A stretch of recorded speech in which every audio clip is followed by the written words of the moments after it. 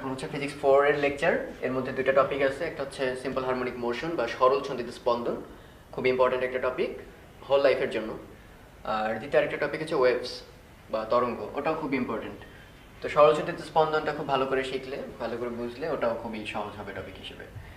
তো আমাদের আজকের আলোচনার জন্য আসলে আমরা খুব এলাবোরেট ভাবে লিটারেচারে ঢুকবো না, তার জন্য আমরা একটা অলরেডি ভিডিও করেছি, তোমাদের থিওরির প্রবলেমগুলো ওখানে সবচেয়ে বেশি মার্চ করা হয়েছে। তো আমরা কয়েকদিনের মধ্যে ওটা ইউটিউবে ছাড়বো। তবে এখানে যতটুকু না হলেই না, আমরা সেগুলোর পরিচয় অবশ্যই বলবো। তো অবশ্যই যারা সরল ছন্দিত স্পন্দন চ্যাপ্টার পড়ছো তাদের অবশ্যই এই সমীকরণটার সাথে খুব ভালোভাবে পরিচিতি করছে, x = sin omega t + delta. তখন স্যারের বই অনুসারে লিখলাম। তো এটাকে বলা হয় সরল ছন্দিত স্পন্দনের স্মরণের রাশিমালা। এবং স্মরণ সবসময় কোত্থেকে মাপতে হবে, যেসব তথ্যগুলো অবশ্যই মাথায় রাখবো সেই জিনিসগুলো। স্মরণ অলওয়েজ মেজার করতে হবে সাম্যাবস্থান থেকে। সাম্যাবস্থান কি জিনিস? যেখানে বেগটা হয় সর্বোচ্চ। আর বিস্তার কি জিনিস? যেখানে বেগটা হয় মিনিমাম। হ্যাঁ, আর সাম্যাবস্থানে ত্বরণটা হয় মিনিমাম, আর বিস্তারে ত্বরণটা হয় ম্যাক্সিমাম। তো সেই অনুসারে আমরা অনেক ফর্মুলা বের করছিলাম। ভেলোসিটি আসলে কি? dx dt। স্মরণের রেটটাই হচ্ছে বেগ। তাহলে ওটাকে করলে আসলে a omega cos omega t + delta. তাহলে আমরা omega t + delta omega t + delta লিখতেছি, বোঝাই যাচ্ছে এটা সাইনের পর যেহেতু লিখছি, এটা একটা থিটা বা অ্যাঙ্গেল। তাহলে সেই অ্যাঙ্গেলটার নাম কি? এই কোণটাকে বলা হয় দশা কোণ, বা শর্টে আমরা এটার নামই দেই দশা। তুই কখনোই যদি দশা বের করতে বলে, ভুলেও কেউ যাতে না ভাবি ডেল্টা বের করতে দিছে। দশা কোণ বা দশা বললে বুঝবো ওমেগা t + ডেল্টা পুরাটা। এটা অনেকটা ওই আমরা সবসময় এক্সাম্পল দিই এটাই, v = u + at। এই হচ্ছে শেষ দশা, মানে শেষ বেগ। তাহলে সেটার সঙ্গে আদি বেগ রাখলেই চলবে না, শুধু ত্বরণ ইনটু টাইম, টোটাল বেগটা আমাকে বলতে হবে। সিমিলারলি থিটা দশা কোণ হবে ওমেগা t টুকু বললেই চলবে না, আদি অবস্থাটা সহ বলে দিতে হবে টোটালটা। ওকে, কারণ দশা এই অ্যাঙ্গেলটা আসলে সময়ের সাথে সাথে চেঞ্জ হয়। তো খালি যদি অ্যান্সার দাও আদি দশা, সেটার সাথে কোনো টি নেই, আলটিমেটলি বুঝতেই পারতেছো ওটা সবসময় সেম থাকবে, সবসময় সেম দশায় আসলে থাকবে না। কারণ সরল ছন্দিত স্পন্দন আপ এন্ড ডাউন করতেছে, ফলে তার কারেসপন্ডিং সেই যে কাল্পনিক বৃত্তের মধ্যে কাঁটাটা অলওয়েজ অ্যাঙ্গেল চেঞ্জ করতেছে। তো এই ব্যাপারটাও যাতে মাথায় থাকে। আর ডেল্টার পরিচয় হচ্ছে আদি দশা, ইপোক বলা হয়। আদি দশা, আদি বেগ যেমন সময়ের সাথে চেঞ্জ হয় না, শুরুতে কি ছিল সেটা অলওয়েজই সেম। তাহলে আদি দশাটা হচ্ছে কনস্ট্যান্ট, এবং সেটা হচ্ছে আমাদের শুধু ডেল্টা। ওকে, এই দুইটা তথ্য আমরা মাথায় রাখবো। তাহলে ভেলোসিটি টাইমের রেসপেক্টে আমরা বের করছি, কোন সময় তার বেগের মান কেমন হবে, কারণ এখানে ডান পাশে টাইমের ফাংশন। তো এটাকে আসলে সময়ের ফাংশন ছাড়া স্থানের ফাংশন হিসেবে আমরা লিখতে পারি। এবং যাদের মনে আছে একটু হলো omega √a² - x², derivation quite easy, তোমরা বই দেখলেই পারবা। ওকে, এই হচ্ছে বেগ। এটা সময়ের সাথে সম্পর্ক। কখনো যদি অঙ্কে সময় দেওয়া থাকে 3 সেকেন্ড পর তার বেগ হচ্ছে এত, হ্যাঁ, আদি দশা কত হ্যান বের করো। আর কখনো যদি বলে সে সাম্যাবস্থান থেকে 3 সেন্টিমিটার ডানে আর বামে, তখন আমাদের স্থানের রিলেটেড ফর্মুলাটা অ্যাপ্লাই করতে হবে। ত্বরণের ক্ষেত্রে একই dv dt, একে যদি আরেকবার ডেরিভেটিভ নাও তাহলে আসবে -ওমেগা² a sin omega t + delta. a sin omega t + ডেল্টাকে আবার বলা হয় x। উপরের রাশিমালাটা দেখে নাও। তাহলে এই হচ্ছে ত্বরণের রাশিমালা। এইটুকু হচ্ছে সময়ের সাথে রিলেটেড বা সময়ের ফাংশন, আর এটা হচ্ছে আসলে টাইমের ফাংশন। তাহলে কোনো কিছু শুরু করার আগে আমরা দুইটা গ্রাফ একটু দেখে নিই, এবং এই গ্রাফ দুটো খুব ইম্পর্টেন্ট।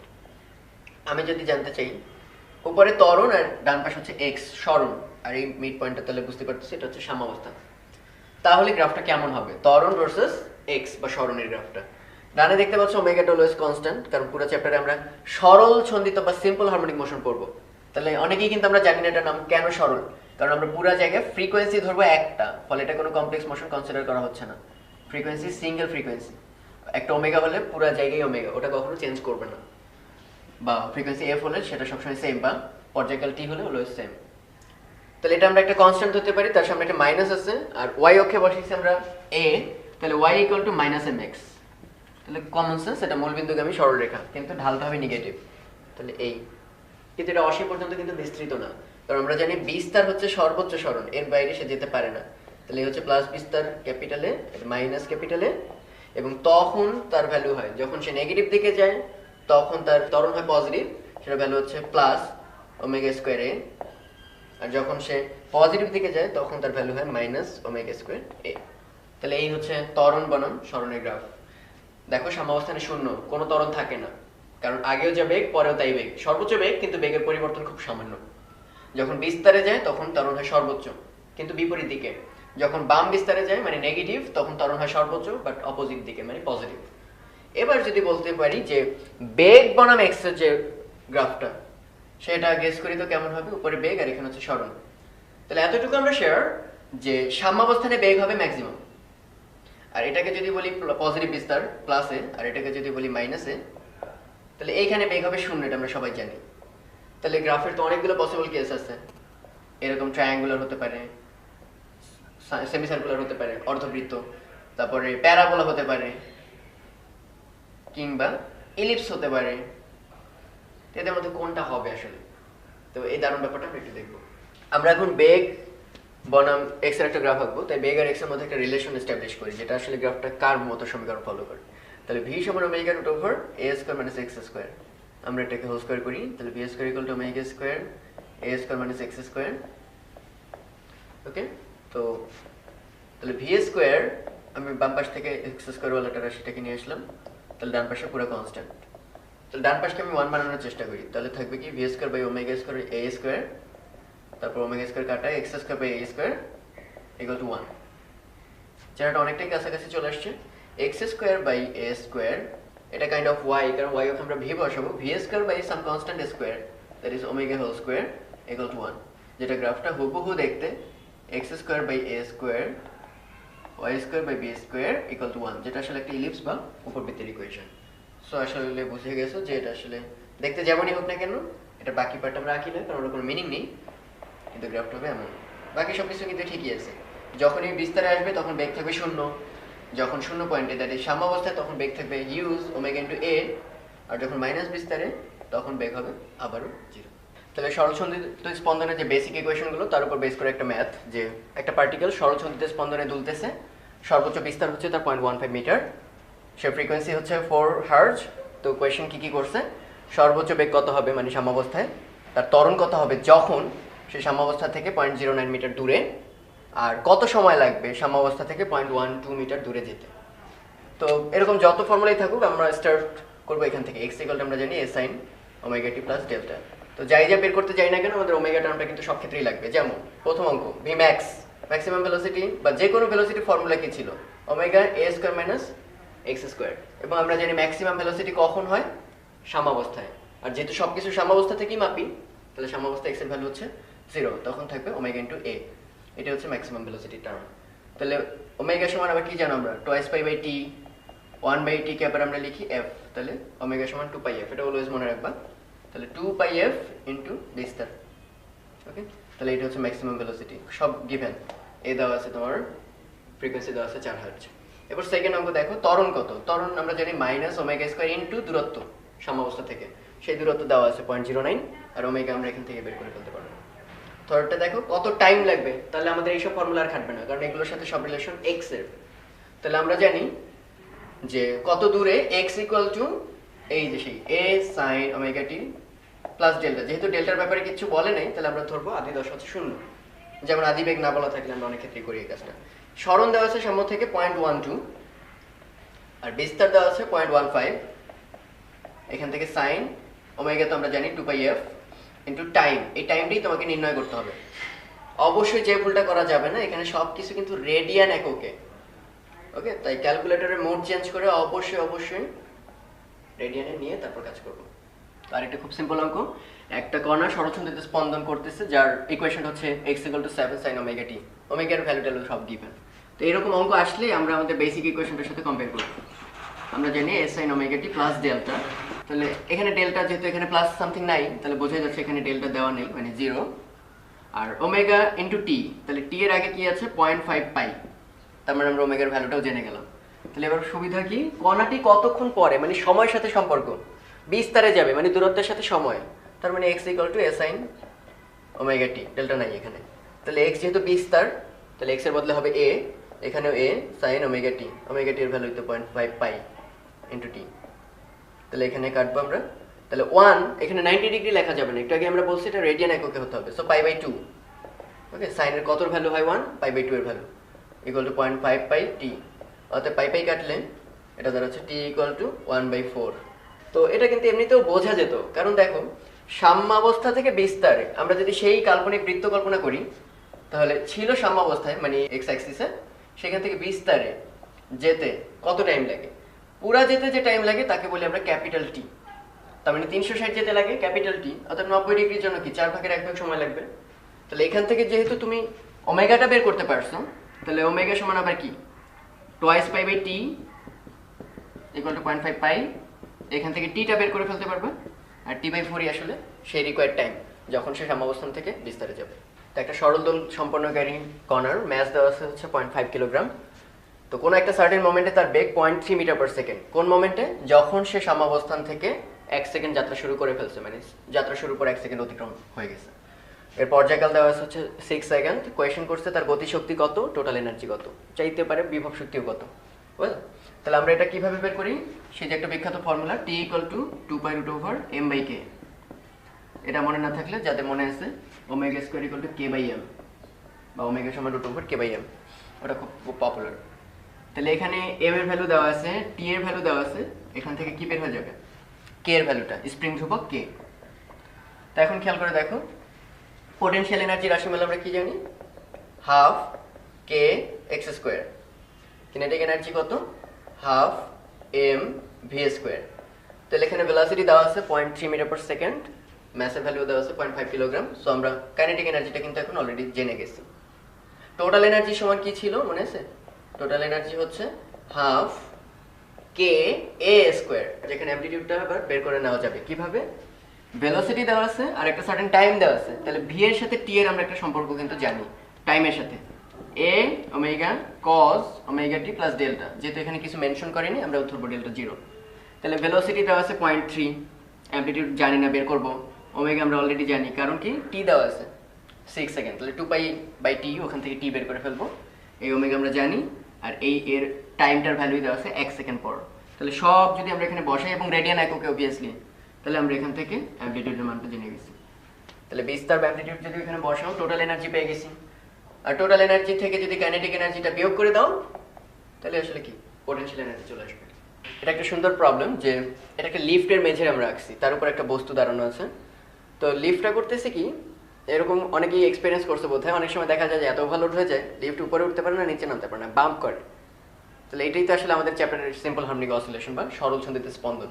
তো এই লিফটটা আমাদের এরকম বাম্প করতেছে, এবং সেই বাম্পের পরিমাণ হচ্ছে উপরে নিচে টোটাল 10 সেন্টিমিটার। তো কোয়েশ্চেনটা খুব অদ্ভুত। কোয়েশ্চেন করছে এই যে লিফটটা আপ ডাউন করতেছে, তাহলে একটা সার্টেন টাইম পর পর সে একই দিক থেকে নিচে নামতেছে, একই দিক থেকে নিচে নামতেছে। তাহলে তার একটা পর্যায়কাল আছে, সেই পর্যায়কালটা মিনিমাম কত হলে ওকে কি হবে? এই বস্তুটা তার গায়ে যে লেগে আছে, সেই লেগে যাওয়া ভাবটা শেষ হয়ে যাবে, তার মানে আলতো হয়ে যাবে, তার সঙ্গে কন্ট্যাক্ট লেস হয়ে যাবে, স্পর্শ করে আর থাকতে পারবে না। সেই টাইমটা আমাদের বের করতে হবে। তো প্রথম কোয়েশ্চেন হচ্ছে এমনটা কেন ঘটবে যে একটা লিফটের উপর জিনিস দাঁড়ানো আছে, তার সঙ্গে লিফটের কন্ট্যাক্ট কেন শেষ হয়ে যাবে? প্রথম কথা, লিফটটা যখন উপরের দিকে যায় তখন খেয়াল করে দেখো তার ওয়েট তো এমজি, ওয়েট না আসলে পৃথিবীর টান এমজি, সেটা তো বিয়ার করেই, তারপর আরো এ ত্বরণে উপরে উঠায় নিয়ে যায়। তার মানে টোটাল ধাক্কা দেয় কিন্তু mg plus ma, that is mg plus a। তার মানে তখন লেগে থাকতে বাধ্য, কারণ এরকম একটা ব্যাপার যে দুই পাশ থেকে ঘুষি দেওয়া হচ্ছে, এই যে দুইজন যদি আগে আসে হিউজ একটা ঘুষি খাবে, কিন্তু যদি যে ঘুষি দিতে আসছে ওই দিকেই হাতটা সরে যায়, খেয়াল করে দেখো, তখন কিন্তু আলতো একটা টাচ করবে, সিম্পলি আলতো একটা টাচ করবে। কিংবা আমরা যে মেঝেতে দাঁড়ায় থাকি, মেঝেটা নড়তেছে না, ফলে আমরা এখানে সুন্দর মতো দাঁড়াতে পারি। এমন যদি হতো আমরা নিচে পড়ে যেতে চাইতেছি, মেঝেও পড়ে যেতে যাচ্ছে, এই চাপ দিয়ে ধরতে যাওয়া যাকে সেও নিচে পড়ে যাচ্ছে, তাহলে আলটিমেটলি কেউ কারোর উপর চাপ প্রয়োগ করতে পারবে না। ওকে, তাহলে এই সিচুয়েশনটাই হয় আসলে। যখন উপরের দিকে বাম্প করে তখন কোনো ঝামেলা নেই, তখন আরো বাড়তি একটা ওয়েট ফিল করে, আরো বেশি করে লেগে থাকতে চায়। কিন্তু যখন নিচের দিকে চলে যায় তখন যেন ওই যে একটা বাংলা প্রবাদ আছে না, যে পায়ের নিচ থেকে মাটি সরে যায়, এই যেই চাপ দিতে যাবে লিফটটাও নিচে জি ত্বরণেই নেমে যাচ্ছে, ওই মোমেন্টে সে গ্র্যাভিটির প্রেশারটা দিতে পারবে না। তাহলে আমরা এটা কখন হবে আসলে ঘটনাটা? লিফটটা যখন জি ত্বরণে নিচে নেমে যেতে যাবে, তখন ও জি ত্বরণে নিচে পড়তে চায় গ্র্যাভিটি টানে, লিফটের মেঝেও জি ত্বরণে নেমে যেতে চায়, ফলে তারা পরস্পরকে আর কোনো রিলেটিভ প্রেশার দিতে পারবে না। এই সিচুয়েশনে আমরা বলবো এটা কন্ট্যাক্ট লেস হয়ে পড়বে। তাহলে আমাদের সেই সর্বোচ্চ ত্বরণের ভ্যালুটা হতে পারবে জি, এর চেয়ে বেশি ত্বরণ হলে আরো আলগা হয়ে যাবে, আর কম ত্বরণ হলে লেগে থাকবে। তাহলে সেই সর্বোচ্চ ত্বরণের রাশিমালা যদি আমরা খালি ভ্যালুটা নিই, সেটা আমরা জানি ওমেগা স্কোয়ার এ সমান জি। এখন এ হচ্ছে বিস্তার, অনেকেই ভুল করে বিস্তার ভাববে 10 সেন্টিমিটার, মোটেই কিন্তু তা না।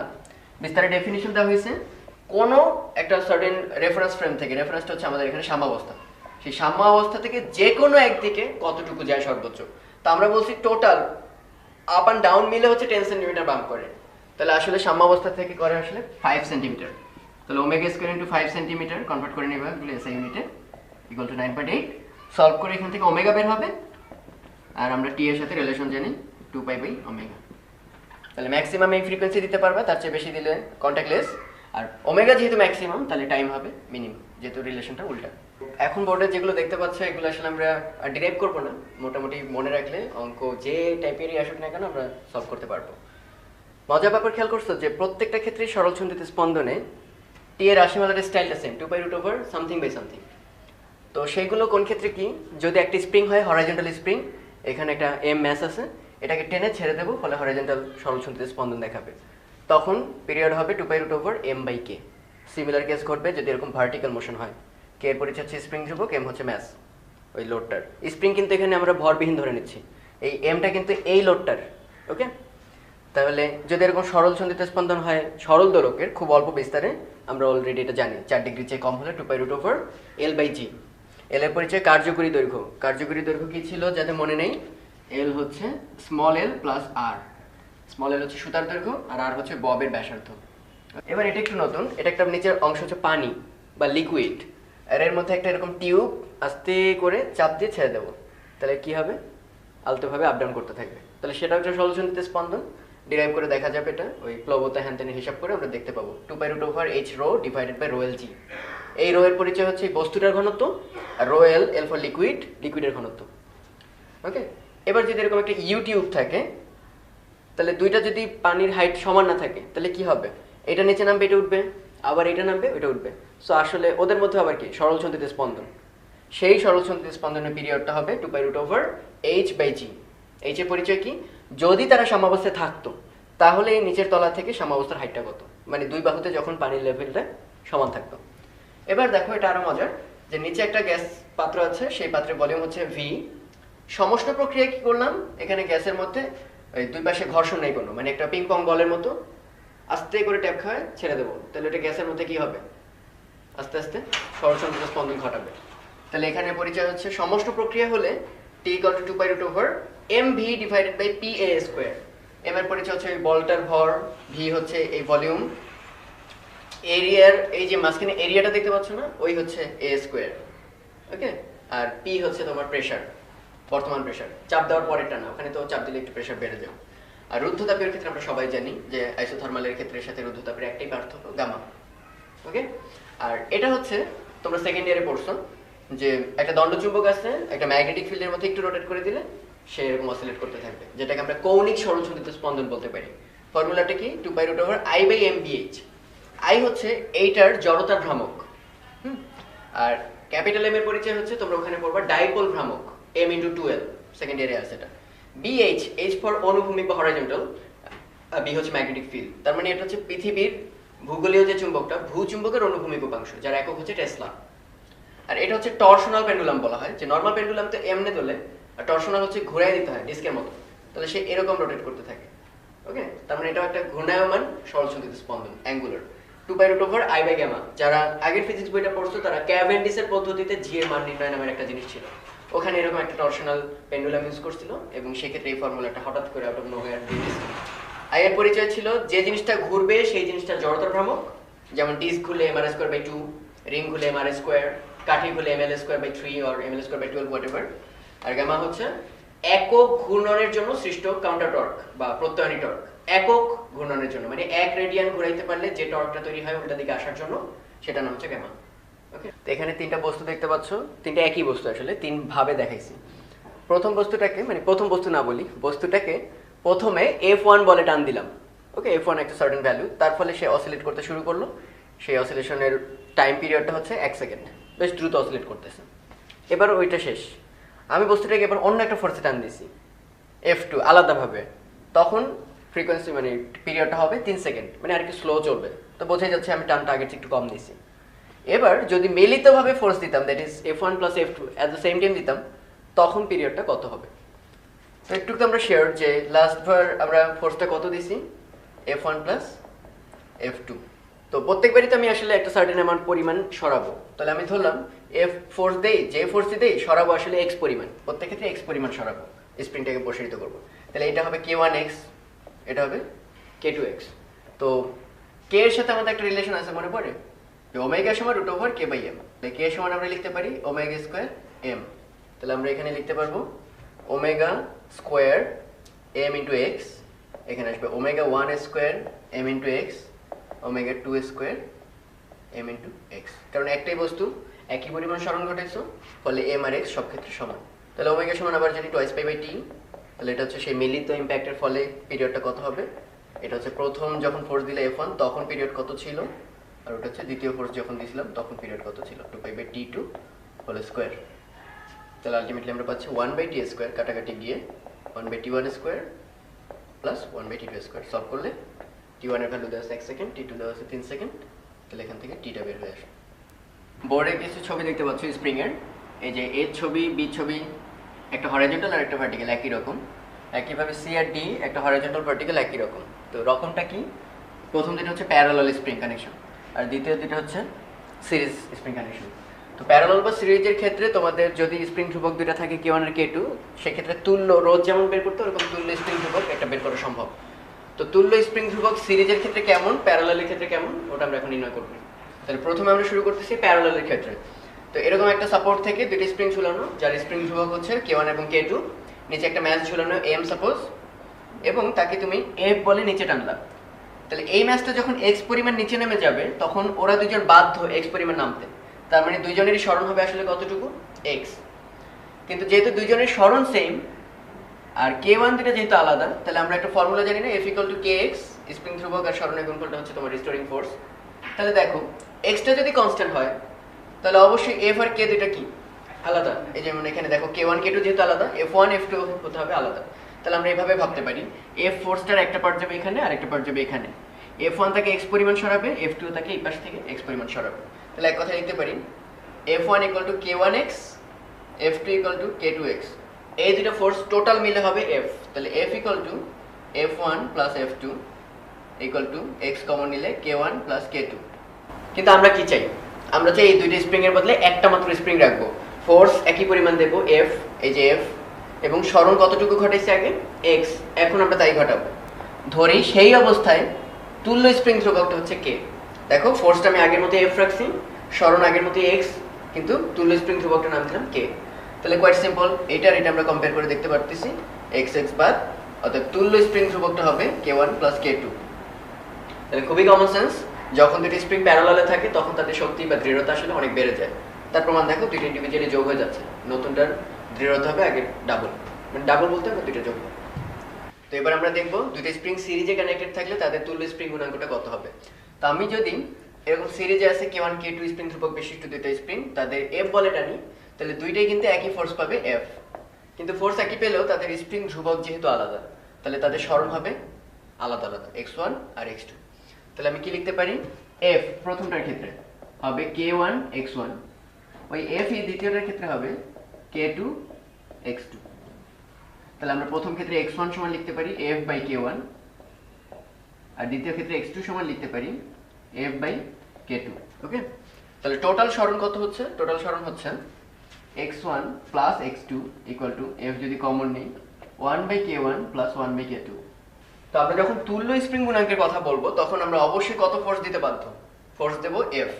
এখানে টোটাল সরণ করছে x1 + x2, অতএব আমাদের ক্ষেত্রে সরণ করতে হবে x1 + x2।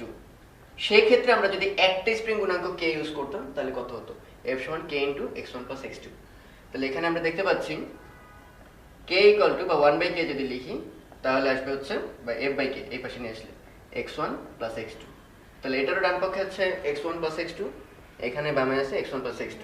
তাহলে আমরা কম্পেয়ার করে লিখতে পারি কি, f/k = f 1/k1 + 1/k2। অবিকল সেই যে প্যারালালের ক্ষেত্রে তুল্য রোধ যেভাবে পড়তা, এখানে সিরিজের ক্ষেত্রে তুল্য স্প্রিং গুণাঙ্ক তেমন। কিংবা উল্টাভাবে বলে ক্যাপাসিটরের ক্ষেত্রে যেমন পড়তাম, ক্যাপাসিটরে সিরিজে থাকলে এই রিলেশন ফলো করে, স্প্রিং এর ক্ষেত্রেও এই রিলেশন ফলো করে। এই জন্য অনেক বড় হলে তোমরা জানতে পারবা যে ক্যাপাসিটর এর অ্যানালজি বা মিলটা হচ্ছে স্প্রিং, বা স্প্রিং এর অ্যানালজিটা হচ্ছে ক্যাপাসিটর। তাহলে তোমরা যেমন তুল্য রোধের ক্ষেত্রে জানতা যে এরকম যদি রিলেশন থাকে প্যারালালের ক্ষেত্রে, সেই ক্ষেত্রে তুল্য রোধটা হয় কি, সবচেয়ে ছোট রোধটার চেয়েও ছোট। তাহলে একইভাবে আমরা বলতে পারি কি, এখনকার তুল্য স্প্রিং গুণাঙ্ক হবে সবচেয়ে ছোট গুণাঙ্কটার চেয়েও ছোট। দ্যাট ইজ k1টা যদি হয় সবচেয়ে ছোট গুণাঙ্ক, তাহলে এই দুইটা মিলিতভাবে হবে সবচেয়ে ছোটটার চেয়েও ছোট। তাহলে এক কথা বলতে পারি দুইটা স্প্রিং যদি সিরিজে থাকে তারা অনেক ঢিলে ঢালা হয়ে যায়, অল্প টানলে অনেক বেশি এক্সটেন্ডেড হয়, তার মানে মনে হবে গুণাঙ্ক আগের চেয়ে কমে গেছে। তো এবার আমাদের নির্ণয় করতে হবে এই প্রত্যেকটা ক্ষেত্রে পর্যায়কালটা কত হবে। তো আমরা জানি যে একটা স্প্রিং এর সাথে একটা এম ভর যদি ঝুলন্ত থাকে, সেটা ভার্টিক্যালি হোক হরাইজন্টালি হোক, ক্যাপিটাল টি বা পর্যায়কাল হবে 2π√m/k। তো এখানে ম্যাথ তো সব ক্ষেত্রে এম, কিন্তু এবার চেঞ্জটা হবে কোন জায়গাটায়, স্প্রিং ধ্রুবক। প্রথম দুইটা ক্ষেত্রে হচ্ছে প্যারালাল, এবং সেই ক্ষেত্রে স্প্রিং ধ্রুবকটা আমরা অলরেডি শিখে ফেলছি, প্যারালালের ক্ষেত্রে শক্তিশালী হয়ে যায় আরো। তাহলে সেই ক্ষেত্রে কে হবে k1 + k2। ওকে, আর দ্বিতীয় কেসে আমরা শিখছি যে তুল্য স্প্রিং গুণাঙ্ক যদি k হয় তাহলে সেটা হবে 1/k1 + 1/k2। তাহলে একটু লসাগু করলে দাঁড়াচ্ছে k1 k2, আর উপরে থাকতেছে k1 + k2, কিন্তু এটা তো উল্টাটা, অর্থাৎ k হবে গুণফল বা যোগফল, এটা মনে রাখবো আমরা সবাই, উপরে গুণফল নিচে যোগফল, তুল্য রোধের ক্ষেত্রে বেশ হেল্পফুল। তাহলে আমরা লিখতে পারি প্রথম ক্ষেত্রে মানে a আর b এর ক্ষেত্রে, এই দুইটা ক্ষেত্রে হবে t = 2π√m/k1 + k2, আর c আর d চিত্রে এটা সিম্পলি হবে t = 2π√m/গুণফল বাই যোগফল। 12 কেজির একটা ভর দুইটা স্প্রিং এর উপর সাপোর্টেড। আমি করলাম কি যে 12 কেজির এই ভরটাকে একটু করে প্রেস করে দিলাম, তারপর ছেড়ে দিলে কি হবে, সরলচন্দ্রিত স্পন্দন হবে, এবং সেটা পর্যায়কাল দেওয়া আছে 1.5 সেকেন্ড। এরপর কি করা হলো, এই যে 12 কেজির যে ভর, এটার উপর আরেকটা ভর আমি চাপাই দিলাম, জানি না সেটা ম্যাচ কত, ওটাই আমার কোয়েশ্চেন যে এম এর ম্যাচ কত, যাতে করে দেখা গেল এখন যদি প্রেস করি একটু আস্তে দুলবে, তার প্রমাণ হচ্ছে এখন দোলনকাল হয়ে গেছে 3 সেকেন্ড, স্লো হয়ে গেছে। তো কোয়েশ্চেন করছে যে এম এর মান দেওয়া কত। তো একটু সতর্ক থাকতে হবে, এই অঙ্কটা যেভাবেই করি না কেন মিলবে, কিন্তু এই দুটো স্প্রিং কিন্তু প্যারালাল, ফলে স্প্রিং গুণাঙ্ক কিন্তু আর কে নাই। ওকে, প্যারালাল থাকলে আমরা সিম্পলি কি বলছিলাম, কে তুল্যটা হবে k1 + k2, যেহেতু দুইটার মানই সমান, অর্থাৎ k + k that is 2k হবে কিন্তু বর্তমান ভ্যালুটা। তাহলে আমরা প্রথম ক্ষেত্রে যখন এম ভরটা আমরা চাপাই নেই তখন হবে t1 = 2π√m, টা হচ্ছে 12 কেজি, ডিভাইডেড বাই k এর জায়গায় লিখতে হবে 2k, কমন সেন্স। এরপর t2 = 2π√12 না, এখন টোটাল ম্যাস হচ্ছে 12 + m, কারণ দুইটা লোড চাপানো, ডিভাইডেড বাই স্টিল 2k। তাহলে আশা করি পারবা, এই দুইটার মান দেওয়া আছে, এখানে হচ্ছে 1.5, এটা হচ্ছে 3, ভাগ দিলে k কাটা চলে যাবে, এখান থেকে mটা বের করে নিয়ে আসতে পারবো। বেশ সুন্দর একটা অঙ্ক এটা, যে একটা খেলনা গাড়ি নিচে চাকা লাগানো, আর এই নিচের যে তলটা দেখতে পাচ্ছ ওটা মসৃণ না, ফ্রিকশন আছে, এই পাশেও একটা স্প্রিং লাগানো, ডানেও একটা স্প্রিং লাগানো, এবং দুটো আইডেন্টিক্যাল, তাদের স্প্রিং ধ্রুবক যথাক্রমে ওই 600 নিউটন/মিটার। সাম্যাবস্থা থেকে করলাম কি, ডান পাশে 5 সেন্টিমিটার চাপায় ছেড়ে দিলাম, ফলে কি হবে, সরলচন্দ্রিত স্পন্দন হতে থাকবে। সেই সরলচন্দ্রিত স্পন্দন এর পর্যায়কাল কত, ম্যাক্সিমাম ভেলোসিটি কত, আর এই যে একটু পর কি হবে, ঘর্ষণের ফলে তাপ উৎপন্ন হতে থাকবে এবং একটা সময় স্লো হয়ে শেষ হয়ে যাবে। তাহলে এই যে উৎপন্ন তাপের পরিমাণটা কত, এই হচ্ছে আমাদের কোয়েশ্চেন। তো অঙ্ক সিম্পল, কিন্তু একটু জিনিস খেয়াল করার বিষয়, সেটা হচ্ছে এই, একটু লক্ষ্য করো, আমি যখন এটাকে ডানে চাপাবো তখন আসলে সিচুয়েশনটা দেখতে কেমন হবে, দেখতে হবে এরকম, যখন এটা ডানে যাবে ডানের স্প্রিংটি স্কুইজড হয়ে যাবে, কিন্তু অনেক চাপবে, আর যেহেতু ডানে সরতেছে অর্থাৎ বামের স্প্রিংটা কিন্তু স্ট্রেসড বা অনেক প্রসারিত হয়ে যাবে, তারপর মাঝখানে ওই গাড়িটা থাকবে। তাহলে একটা দারুণ ব্যাপার খেয়াল করো, আমি টান দিছি একবার, কিন্তু স্ট্রেসড স্প্রিং কোথায় ফিরতে চায়, শিথিল অবস্থায়, আর কম্প্রেসড স্প্রিংও কোথায় ফিরতে চায়, শিথিল অবস্থায়, ফলে আসলে রিস্টোরিং ফোর্সে কয়টা পাচ্ছেন, ডাবল। ফলে তুমি আশা করছিলাম এখানে কে স্প্রিং গুণাঙ্ক, কিন্তু স্প্রিং গুণাঙ্ক আসলে কত, টুয়াইস কে। তার মানে আমরা আসলে একটা জিনিস দাবি করতেছি, সেটা হচ্ছে এই যে কনফিগারেশনটা, একই কনফিগারেশনটা যদি আমি স্প্রিং দুটাকে এভাবে রাখতাম, দুইটি স্প্রিং প্যারালাল, তার সঙ্গে একটা গাড়ি নিচে চাকা দেওয়া, এবং তাকে তুমি এক্স পরিমাণ সরাইছো, সেই ক্ষেত্রে যে ইম্প্যাক্টটা পড়তো এই দুই পাশে থাকতেও একই ইম্প্যাক্ট। ওকে, কারণ এখানে টান দিলেও কি হতো, এই দুই স্প্রিংই ব্যাক করতে চাইতো, আর এখানে কম্প্রেস করার ফলেও কি হয়েছে, কম্প্রেসড স্প্রিংটাও বামে ব্যাক করতে চায়, স্ট্রেসড বা প্রসারিত স্প্রিংটাও বামে ব্যাক করতে চায়।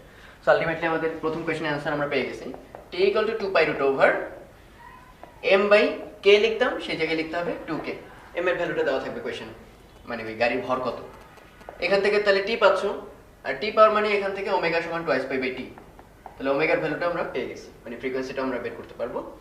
তাহলে second question quite simple, maximum velocity সমান ওমেগা * a, এই হচ্ছে বিস্তার। সবসময় মনে রাখবা এখানে আমরা কতটুকু টেনে ছেড়ে দিছি স্প্রিংটাকে, 5 সেন্টিমিটার, যতটুকু টেনে ছেড়ে দেবো ওইটাই হচ্ছে আসলে স্প্রিং এর জন্য বিস্তার। তাহলে আমরা এখানে যেহেতু 5 সেন্টিমিটার ছেড়ে দিয়েছি আর ওমেগা আগের ধাপে বের হয়েছে, সো আলটিমেটলি আমরা এখান থেকে ম্যাক্সিমাম ভেলোসিটি বের করতে পারবো। এবার হচ্ছে প্রডিউসড হিট। এটা একটু অন্যভাবে ভাবি। প্রথমে স্প্রিং এর পুরো শক্তিটাই কি ছিল? গতিশক্তি। সেই গতিশক্তিটা হারাতে হারাতে হারাতে একটা সময় শূন্য হয়ে গেল। শক্তি তো হারাইতে পারে না, আমরা জানি। তাহলে এই গতিশক্তি, টোটাল গতিশক্তিটাই আসলে কিসে কনভার্ট হয়ে গেছে? ওই ঘর্ষণের কারণে তাপে কনভার্ট হয়েছে। তাহলে আমাদের আসলে উৎপন্ন হিট, এই কথাটাকে আমরা বলবো ই টোটাল, টোটাল এনার্জি। আর টোটাল এনার্জি আসলে কি? ম্যাক্সিমাম গতিশক্তি, যখন কোনো বিভব শক্তি থাকবে না। So half M V max squared. তাহলে ভি ম্যাক্স আগের ধাপে বের হয়েছে, ম্যাচ দেওয়া থাকবে, এখান থেকে হিট প্রডিউসড আমরা বের করতে পারবো।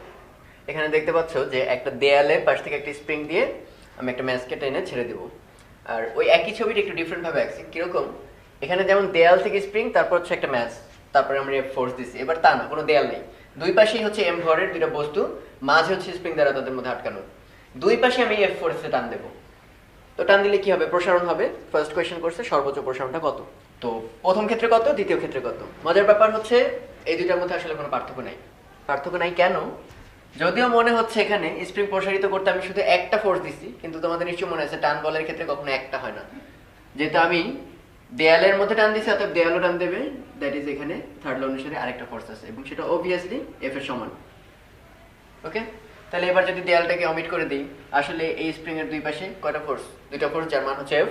এই স্প্রিং এর দুই পাশে দুইটা ফোর্স, যার মান হচ্ছে এফ। অর্থাৎ প্রসারণ দুই ক্ষেত্রেই হবে সেম। প্রসারণের ভ্যালুটা হবে, আমরা অলরেডি জানি, F equal to K x, অতএব এক্স ইকুয়াল টু হবে এফ বাই কে। কে হচ্ছে স্প্রিং কনস্ট্যান্ট। এবার তাদের দোলনকালটা কত হবে, কিংবা ফ্রিকোয়েন্সি আর ওমেগা।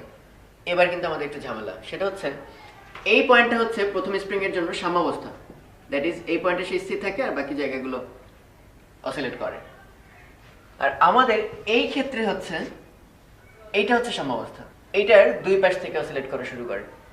তাহলে একটু দারুণ ব্যাপার খেয়াল করছো? স্প্রিং এর যদি অ্যানালজি ভাবি, তাহলে এইখানে একটা স্প্রিং এর সাম্যাবস্থা, সেখান থেকে এই পুরা স্প্রিংটা ফুল পাক সংখ্যা।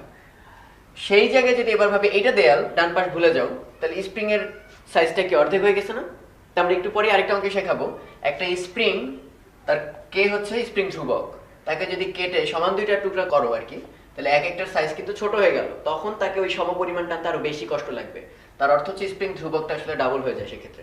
কিভাবে আমরা পরে দেখবো, বাট এতটুকু কমন সেন্স গ্রো করছে অবশ্যই, যে দুইটি স্প্রিং এর মধ্যে এখন আসলে আমাদের এফ বলে এটাকে বিশাল একটা স্প্রিংকে টানতেছিলাম, এখন সেই এফ বলে অর্ধেক একটা স্প্রিংকে টানতেছি। সো অবভিয়াসলি অনেক কষ্ট হবে এবং স্প্রিং ধ্রুবকটা আসলে 2k হিসেবে অ্যাটিটিউড করবে। তাহলে আমাদের টি আসলে প্রথম ক্ষেত্রে একদম normal 2 pi root over M by K, প্রথম কেস। কিন্তু আমি যদি বি সূত্রের জন্য বলি, তাহলে T equal to 2 pi root over M by K, না 2k। সো এটা আরো জোরে অসিলেট করবে। তো এবার আমরা দেখবো এই একটা স্প্রিং আছে যার স্প্রিং গুণাঙ্ক হচ্ছে কে। তো প্রায় এটা খুব পপুলার একটা কোয়েশ্চেন, এটাকে যদি সমান দুইটা টুকরা করা হয় সেক্ষেত্রে স্প্রিং ধ্রুবকটা বাড়বে, কমবে, না সমান থাকবে? মজার ব্যাপার হচ্ছে বাড়বে, এবং এটাও আসলে গেস করা যায়। স্প্রিং গুণাঙ্কটা আমরা কিভাবে ডিসাইড করতাম মনে করে দেখো, F equal to K X, that is K equal to F by X. তার মানে একটা স্প্রিংকে 1 সেন্টিমিটার যদি প্রসারিত করতে চাই, সাপোজ এক্স এর ভ্যালু 1, তাহলে যত ফোর্স লাগবে বা যত টান দেওয়া লাগবে সেটাই হচ্ছে কে। তাহলে এই স্প্রিংটাকে 1 সেন্টিমিটার প্রসারিত করতে যে ফোর্স লাগবে, তোমার কি মনে হয় এই ছোট্ট স্প্রিংটাকে 1 সেন্টিমিটার প্রসারিত করতে আরো অনেক কষ্ট হবে? খুবই কমন সেন্স। এটাকে যদি আরো অর্ধেক করি, সেটাকে 1 সেন্টিমিটার প্রসারিত করতে আরো বেশি টান দিতে হবে। তাহলে যত বেশি টান দিতে হবে কে এর ভ্যালু আসলে তত। তাহলে যেহেতু অর্ধেক করে ফেলছি, এটা খুবই কমন সেন্স থেকে আমরা বলতে পারি আসলে শক্তি হয়ে গেছে ডাবল, অনেক বেশি টাইট লাগবে। তো এটা আমরা একটু ম্যাথমেটিক্যালি অ্যানালাইসিস করি। তোমরা প্রায়ই গেস করো যে কে যেহেতু একটা স্প্রিং প্রপার্টি, এটা কেন কাটাকাটির উপর ডিপেন্ড করবে? ম্যাটেরিয়াল বা উপাদান তো চেঞ্জ হচ্ছে না। কিন্তু এখানে আমাদের ভুলটা, স্প্রিং ধ্রুবকটা ম্যাটেরিয়াল প্রপার্টি না, একটা জিনিস যেটা আমরা মেনশন করি না সেটা হচ্ছে উপাদানের গুণ। এটা হচ্ছে দৃঢ়তার গুণাঙ্ক। এটা লিখে রাখো সবাই, যে দৃঢ়তার গুণাঙ্ক বা রিজিডিটি মডিউলাস, এই জিনিসটা কখনো চেঞ্জ হয় না। তো এটার একটা বড় সূত্র আছে, সূত্রটা আমাদের মনে রাখতে হবে না, আমরা শুধু মনে রাখবো সেটার মধ্যে n ইন্টু কে নামের একটা ব্যাপার আছে, আর বাকি সব অনেক কিছু আছে, রেডিয়াস আছে, তার মানে এই পাকগুলোর ব্যাসার্ধের উপরও ডিপেন্ড করবে। তো আমাদের খালি মনে রাখবো যেহেতু উপাদান চেঞ্জ হয়নি, যতই কাটাকাটি করি না কেন n গুণ কে এই জিনিসটা কনস্ট্যান্ট থাকতে হবে। আর n এর পরিচয় কি? পাক সংখ্যা। তাহলে বুঝতে পারতেছো আশা করি যে আসলে আমরা যখন কোনো স্প্রিংকে কাটি তখন পাক সংখ্যা চেঞ্জ হয়ে যায়। পাক সংখ্যা চেঞ্জ হলে অবশ্যই কে কে এমন ভাবেই বদলাইতে হবে যাতে ইটাটা থাকে কনস্ট্যান্ট। যদি এমন হয় পাক সংখ্যা কমে গেছে তাহলে কে বেড়ে যাবে, পাক সংখ্যা বেড়ে গেলে কে কমে যাবে। তাহলে আমরা একটু হিসাব করি। তো ধরি প্রথমে পাক সংখ্যা ছিল n, তখন স্প্রিং গুণাঙ্ক ছিল k, তাহলে গুণফলটা কত থাকতে হবে n k। পরের বার পাক সংখ্যা হয়ে গেছে n/2, তাহলে তোমরাই বলো স্প্রিং গুণাঙ্ক অবশ্যই কত হতে হবে টুয়াইস k, সো দ্যাট এই দুই দুই বাদ গিয়ে আবারও গুণফলটা থাকে n k। তাহলে এভাবে আমরা আসলে এখন আর সমান দুই টুকরা করতে হবে না, এর চেয়ে বেশি টুকরা করো, ভিন্ন অনুপাতে করো, সেক্ষেত্রে আমরা বের করতে পারবো। সাপোজ একটা ছোট এক্সাম্পল দিই, যে এই স্প্রিংটাকে আমি 3:2 কেটে ফেললাম, মানে প্রথম অংশে টুকরা আর দ্বিতীয় অংশের টুকরা সংখ্যার মধ্যে অনুপাতটা হচ্ছে 3:2। তাহলে প্রত্যেক টুকরার জন্য এবং ইভেন প্রথমটার জন্য এই n × k টা ধ্রুবক থাকতে হবে। তাহলে আমরা এটাকে কিভাবে লিখতে পারি খেয়াল করে দেখো। প্রথমে বললাম n × k, একদম আদি অবস্থা যখন কাটি নেই। তাহলে এটাকে আমি বললাম 5n, ইচ্ছা করি, কারণ এই টুকরাটাকে আমরা যেহেতু 3:2 ভাঙছি, তাহলে টোটাল টুকরা আমরা ভাবি 5টা, তার 3টা নিচে বাম পক্ষ আর 2টা টুকরা নিচে ডান পক্ষ। তাহলে আমি প্রথম ক্ষেত্রে লিখলাম 5n × k, প্রথমটার জন্য লিখবো টুকরা, প্রথম টুকরার জন্য লিখবো 3n × k1, দ্বিতীয় টুকরার জন্য লিখবো 2n × k2।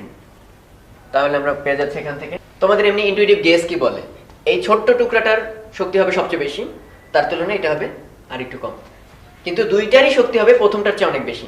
প্রথমটার গুণাঙ্ক কত ছিল, k ছিল, এটার কিছু একটা গুণাঙ্ক আসবে, এটার কিছু একটা গুণাঙ্ক আসবে, বাট অবভিয়াসলি এটার গুণাঙ্ক হবে এটার চেয়ে বড়।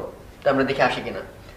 k1 প্রথমটার জন্য ইকুয়াল আসবে 5nk / 3n, তাহলে n কাটা 5k / 3, 5/3 একের চেয়ে বড়, তাহলে বোঝা যাচ্ছে এটা মেইন যে স্প্রিং গুণাঙ্কটা ছিল k তার চেয়ে বড়, এটুকু আমরা মানতে পারছি, কোনো সমস্যা নেই।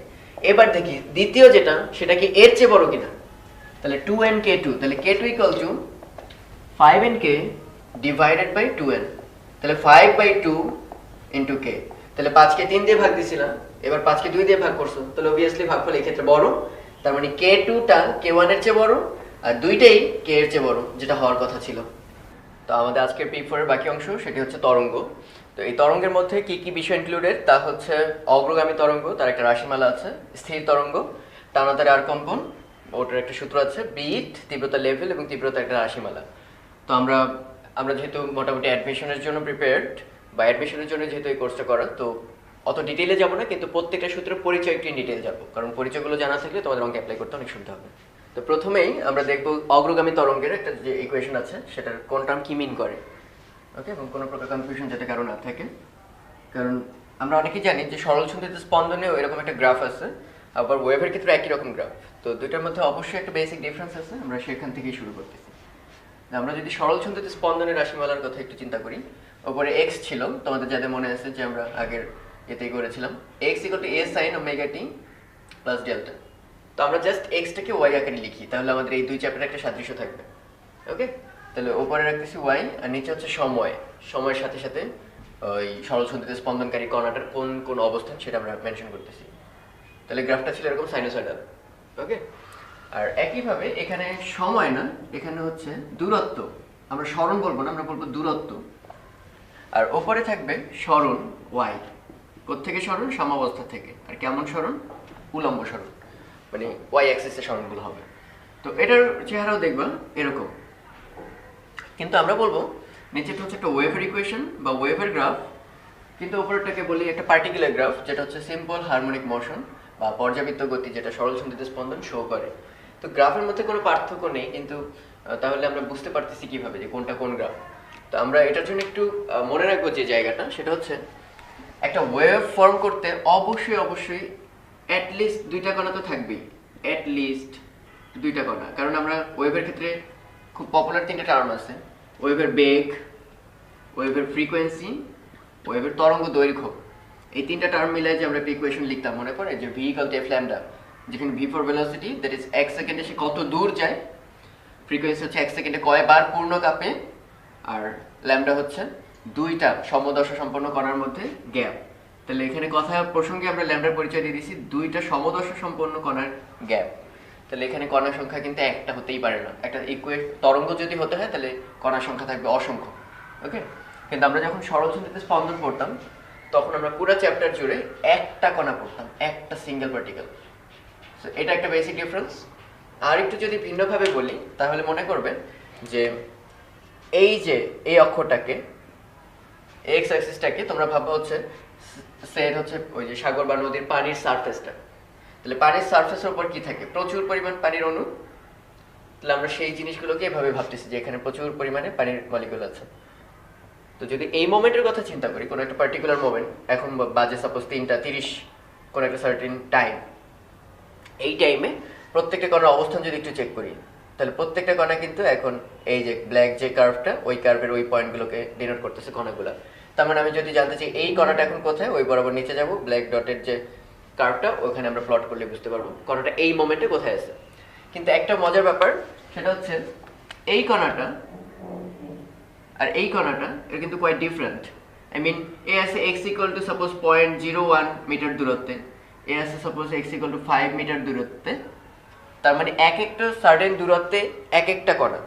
ওকে, তার মানে এটা অবশ্যই মনে রাখবো, আমি বললাম একটা কণার x 5 সেন্টিমিটার, তাহলে বুঝে ফেলতে হবে আমি একটা নির্দিষ্ট কণার কথা বলতেছি, কারণ 5 সেন্টিমিটার দূরত্বে একটা এবং কেবলমাত্র একটাই কণা আছে।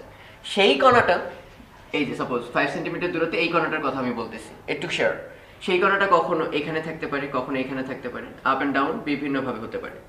তাহলে বোঝা যাচ্ছে গতিটা কেমন। আপ অ্যান্ড ডাউন বা টু অ্যান্ড ফ্রো মোশনটা কাকে বলে? সরল ছন্দিত স্পন্দন, যেটা আমরা আগের চ্যাপ্টারে পড়ছি। সরল ছন্দিত স্পন্দন এবং ওয়েভ কেন আমরা একটা লেকচারের মধ্যে আনতেছি? এর কারণ হচ্ছে সরল ছন্দিত স্পন্দন একটা গতি নিয়ে আলোচনা করতেছে, একটা পার্টিকুলার, আর সেরকম অসংখ্য পার্টিকেল যদি আপ অ্যান্ড ডাউন করতে থাকে সময়ের সাথে সাথে, তাহলে আমরা যে মোশনটা দেখতে পাই এটাকে বলে ওয়েভ। তাহলে আমরা এখন ওয়েভের ইকুয়েশনটা দেখব এবং তার বিভিন্ন প্যারামিটারগুলোর সাথে সরল ছন্দিত স্পন্দনের পার্থক্যটা কী ছিল এটা একটু বোঝার চেষ্টা করব। তো আমাদের এই চ্যাপ্টার পড়ার সময় যে সবচেয়ে ইম্পর্টেন্ট ইকুয়েশনটা সেটা হচ্ছে অগ্রগামী তরঙ্গের সমীকরণ। তো ইকুয়েশনটার মধ্যে প্রত্যেক প্যারামিটার পরিচয়গুলো আগে বলতেছি। এ হচ্ছে বিস্তার। বিস্তার কি? কোনো একটা কণা সাম্যাবস্থা থেকে, এই লাইনটার নাম হচ্ছে আমাদের সাম্যাবস্থা বা সাম্য লাইন, সেই লাইন থেকে যে কোনো একদিকে, এদের উপরে অর নিচে যে কোনো একদিকে সর্বোচ্চ যত দূর যেতে পারে। তার মানে আমাদের গ্রাফ অনুসারে এই হাইটটুকু হচ্ছে বিস্তার এ। ওকে, আচ্ছা একটু মজার ব্যাপার আমরা একটু পরে বলবো। এই এর এককটা কার মতো হবে, এক্স এর এককটা কার মতো হবে, কিংবা ভেলোসিটির এককটা কোন পদ্ধতিতে হবে, সেইগুলো আমরা একটু অ্যানালিসিস করবো। তার আগে পরিচয়গুলো জেনে নিই। ল্যামডা, ল্যামডার পরিচয় হচ্ছে পরপর দুইটা সমদশা সম্পন্ন কণার মধ্যে পার্থক্য, দূরত্ব। তাহলে এই যদি একটা কণা হয়, দেখতে মনে হচ্ছে এই কণাটা তো একই জায়গায়, এরা কিন্তু সমদশা না, কারণ এই কণাটা একটু পর উঠতে চায়, এ কিন্তু নামতে চায়। কিন্তু এই কণাটা আর এই কণাটা কিন্তু সমদশা সম্পন্ন, কারণ এ আছে এখন এই পয়েন্টে, এক্স্যাক্টলি এও আছে এই পয়েন্টে। এর ইমিডিয়েট পরে সে নামার চেষ্টা করবে, এর ইমিডিয়েট পরেও কিন্তু সে নামার চেষ্টা করবে। সো আলটিমেটলি আমরা বলতে পারি এরকম দুটো সমদশা সম্পন্ন কণার মধ্যবর্তী দূরত্বটি হচ্ছে ল্যামডা। এরকম যে কোনো ক্ষেত্রে হতে পারে, এই যে ক্রেস্ট কিংবা এরকম ট্রাফ, এইগুলোই কিন্তু না, যে কোনো পয়েন্ট। এই পয়েন্টটা যদি নাও তাহলে এই পয়েন্ট নিয়ে কাজ করতে হবে, এদের মধ্যে গ্যাপ হবে ল্যামডা। সমদশা সম্পন্ন বা একই অবস্থা সম্পন্ন হলে আমরা বলবো মাঝখানে গ্যাপটা হচ্ছে ল্যামডা, তরঙ্গ দৈর্ঘ্য। এবার দেখো ভি, এই ভি এর পরিচয় হচ্ছে তরঙ্গের বেগ। এটা একটু স্পেশালি মনে রাখতে হবে এই জন্যই যে তরঙ্গের বেগটা কনস্ট্যান্ট। আমরা যত কিছু আলোচনা করব সেখানে তরঙ্গের বেগ পরিবর্তিত হবে না। এবং আমার ছবিতে তাকিয়ে দেখো, আমরা এখানে একটা ডিরেকশন দেখাচ্ছি, এই হচ্ছে তরঙ্গের বেগের দিক, ডান দিকে যাচ্ছে। মানে এরকম একটা ওয়েভ আপ অ্যান্ড ডাউন তো থাকবেই, কিন্তু পুরো ওয়েভটা যাচ্ছে কোন দিকে? বাম থেকে ডান দিকে। ওকে, যদি এই হয় সিচুয়েশন তখনই আমরা ইকুয়েশনটা এমন লিখবো। আর যদি কখনো দেখি ওয়েভটা ডান দিক থেকে বাম দিকে অ্যাপ্রোচ করতেছে, তখন আমাদের চিহ্নের চেঞ্জটা হবে কি, আগে যে কোঅর্ডিনেটগুলোকে ডান দিকে বলতাম মানে এক্স অক্ষের ধনাত্মক দিক, সেগুলো হয়ে যাবে সব বাম দিকে।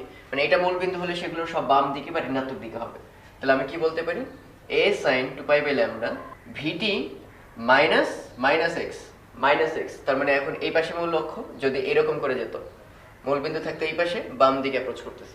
সো আলটিমেটলি যদি এখানে মাইনাস এক্স এর জায়গায় এই minus that is plus x থাকতো, a sin 2π/λ vt plus x, এই সিচুয়েশন থাকলে বুঝতে হবে আমার ওয়েভটা অ্যাপ্রোচ করতেছে ডান দিক থেকে বামে।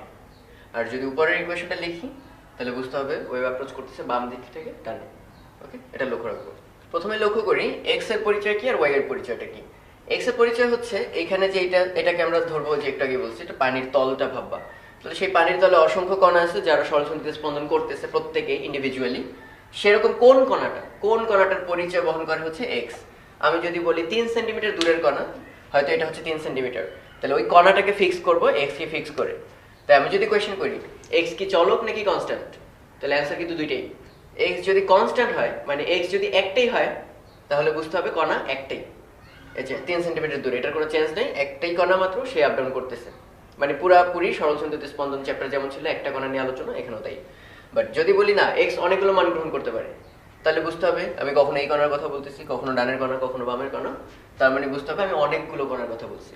সো এক্স যদি ভেরিয়েবল হয় বুঝতে হবে অনেকগুলো কণার কথা বলতেছি, এক্স কনস্ট্যান্ট হলে একটা সিঙ্গেল কণার কথা বলতেছি।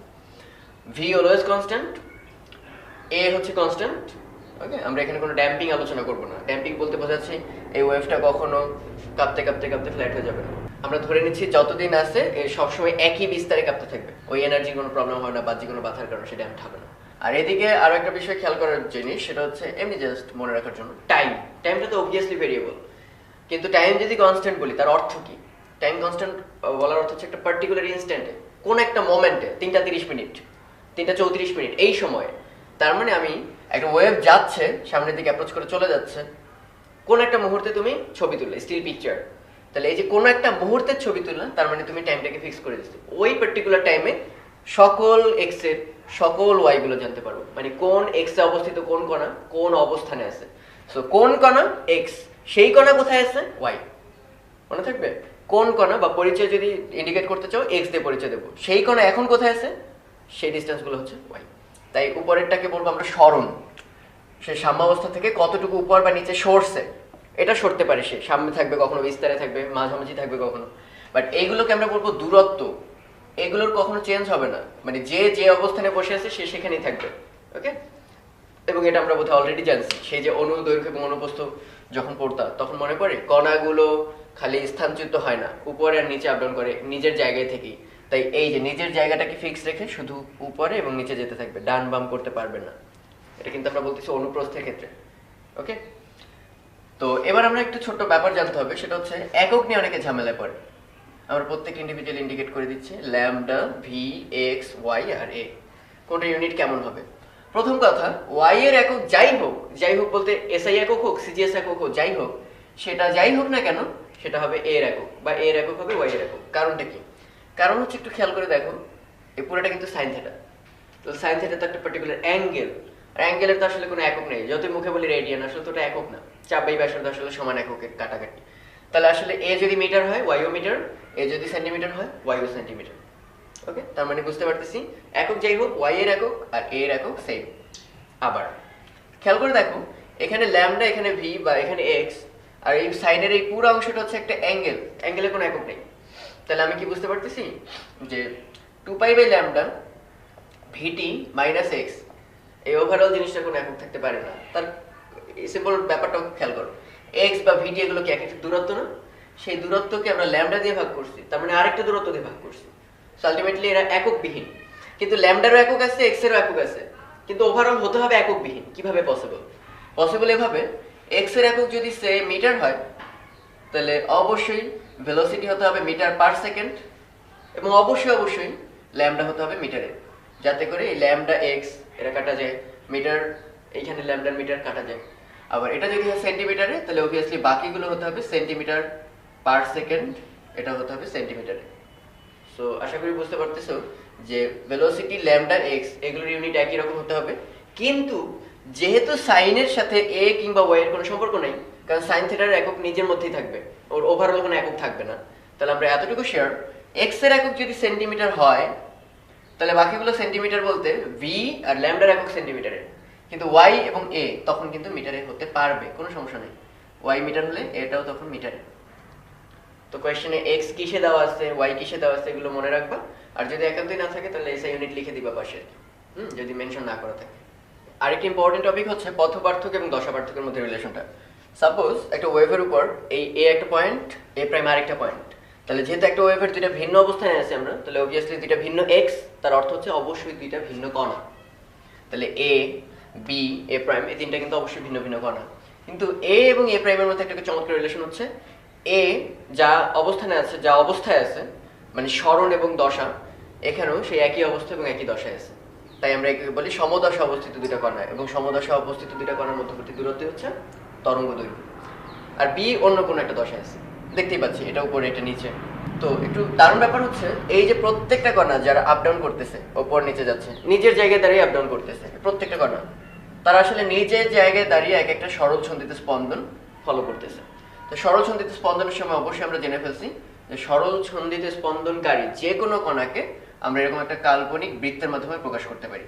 কাল্পনিক বৃত্তের মধ্যে একটা কাঁটা থাকবে, সেই কাঁটাটা ওমেগা কৌণিক বেগে ঘুরতে থাকবে অ্যান্টি ক্লকওয়াইজ।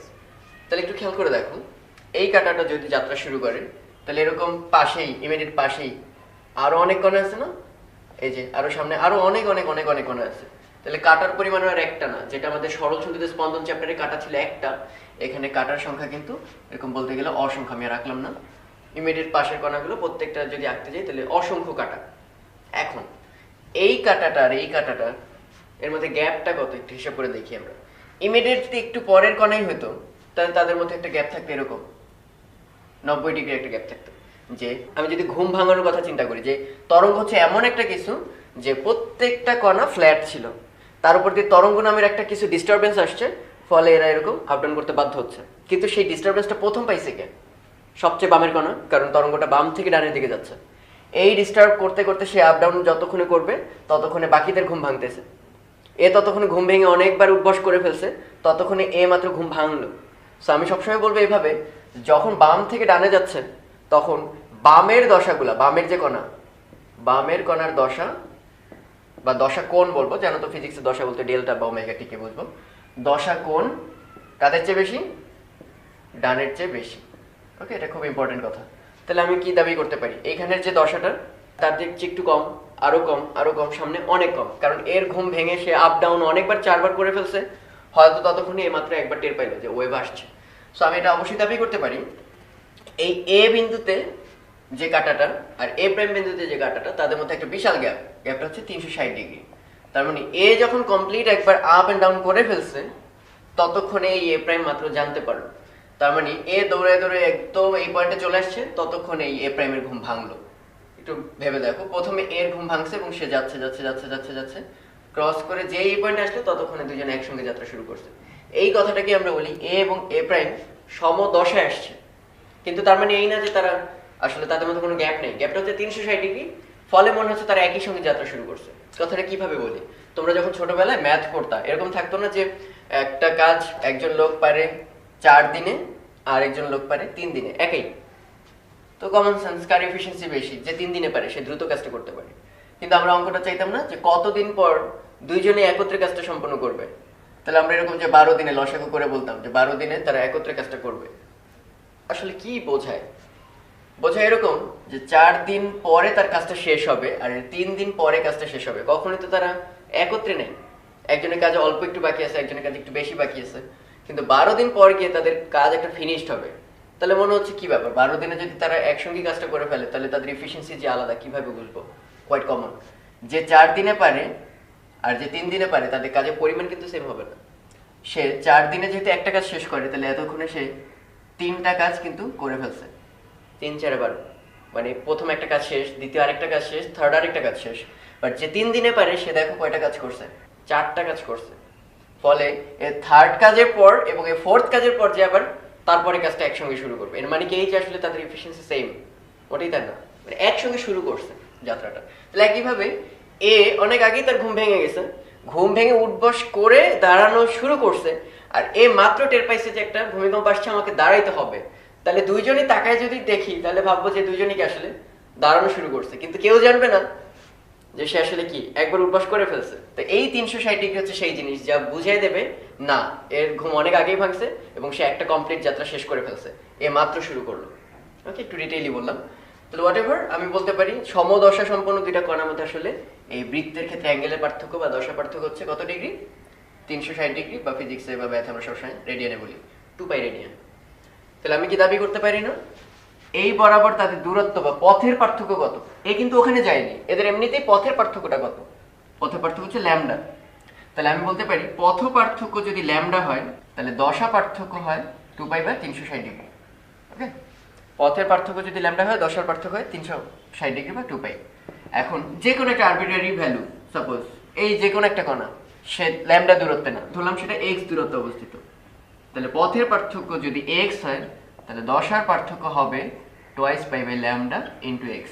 এই হচ্ছে ফর্মুলাটা, যে পথ পার্থক্য এবং দশা পার্থক্যের মধ্যে রিলেশনটা হচ্ছে এই পথ পার্থক্য আর দশা পার্থক্য, এদের মধ্যে সম্পর্ক হচ্ছে দশা পার্থক্য সমান পথ পার্থক্য ইনটু 2 পাই বাই ল্যামডা, যেটাকে আমরা লিখি সাপোজ ডেল্টা ফাই দশার পার্থক্য হবে 2 pi by lambda into X বা ডেল এক্স। ডেল এক্স হচ্ছে দুইটা কণার মধ্যে পথের পার্থক্যটুকু কত। সিম্পল অঙ্ক দিয়ে আমরা শুরু করতেছি। এটা টিউনিং ফর্ক, যার ফ্রিকোয়েন্সি দেওয়া হচ্ছে 480 হার্টজ, বাতাসের শব্দের বেগ 330 মিটার পার সেকেন্ড, এবং এটা অনেকবার কাঁপতেছে। সাপোজ কাঁপাকাঁপির ফলে এই বিন্দু থেকে শব্দ এই আমার কানে এসে পৌঁছলো, ততক্ষণে শব্দ 220 মিটার অতিক্রম করে ফেলছে। কোয়েশ্চেন হচ্ছে টিউনিং ফর্কের তাহলে কতবার কাঁপছিল। তো যেহেতু ফ্রিকোয়েন্সি ল্যামডা ভেলোসিটির মধ্যে একটা সম্পর্ক আছে, সেই কারণে আমরা বলতে পারবো যেহেতু এত দূরত্ব সে ক্রস করছে, তাহলে কতবার কাঁপছে। কিভাবে? ল্যামডার পরিচয় কি? তরঙ্গ দৈর্ঘ্য। ঠিক এভাবে মনে রাখবো না, মনে রাখবো একবার কাঁপলে কত দূরে যায়। ল্যামডা সবসময় এভাবে মনে রাখবো, একবার কাঁপলে, কাঁপলে বললে আমরা পূর্ণ কাঁপন বোঝাবো, মানে এ থেকে গিয়ে আবার এতে ফিরে আসা। একবার কাঁপলে কত দূর যায় শব্দ, এই হচ্ছে ল্যামডার মিনিং। তাহলে আমাদের এই তথ্যটা লাগবে। ল্যামডা কিভাবে বের করবো? ভি সমান আমরা জানি এফ ল্যামডা, সেই বিখ্যাত কথা। একবার কাঁপলে যায় ল্যামডা দূরত্ব, অর্থাৎ এফ বার কাঁপলে যায় এফ ল্যামডা দূরত্ব। এফ বার কাঁপে 1 সেকেন্ডে, আর 1 সেকেন্ডে যত দূর যায় তারই নাম হচ্ছে বেগ। তো এখানে বেগ দেওয়া আছে, সবই দেওয়া আছে, তাহলে ভি বাই এফ করে আমরা পেয়ে যাচ্ছি ল্যামডাটার ভ্যালু। বেগ হচ্ছে 330 আর 480 হচ্ছে ফ্রিকোয়েন্সি। তাহলে এটা সলভ করে আমরা ল্যামডাটা পাচ্ছি। এখন ল্যামডা যায় একবার কাঁপলে, যেহেতু কয়বার কাঁপতে চাই সেটাই আমরা বের করবো। ল্যামডা যায় একবার কাঁপলে, অতএব আমাদের কত দূরে গেছে? 220 মিটার। 220 মিটার যায় কত দূরে?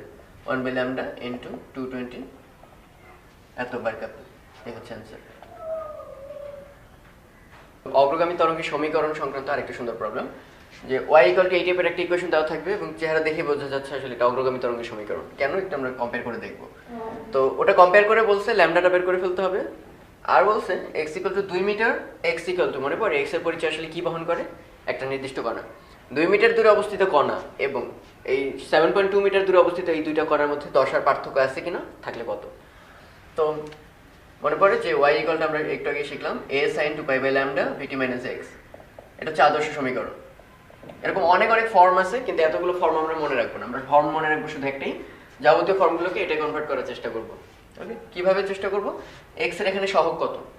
1। তার মানে x এর আশেপাশে যাই থাকুক না কেন, কমন নিয়ে আমাদের 1 বানিয়ে ফেলতে হবে। তাহলে এখানে আমরা দেখতে পাচ্ছি কি x এর পাশে আছে 0.3, ওটা আমরা রাখতে পারবো না। তাহলে আমরা কি করব? আমাদের ইকুয়েশনটাকে এই ফর্মে আনার জন্য 0.3 sin অফ, সরাসরি 40t না লিখে 0.3 কে আমরা বাইরে কমন নিতে হবে। তাহলে 40 বাই 0.3 t মাইনাস x।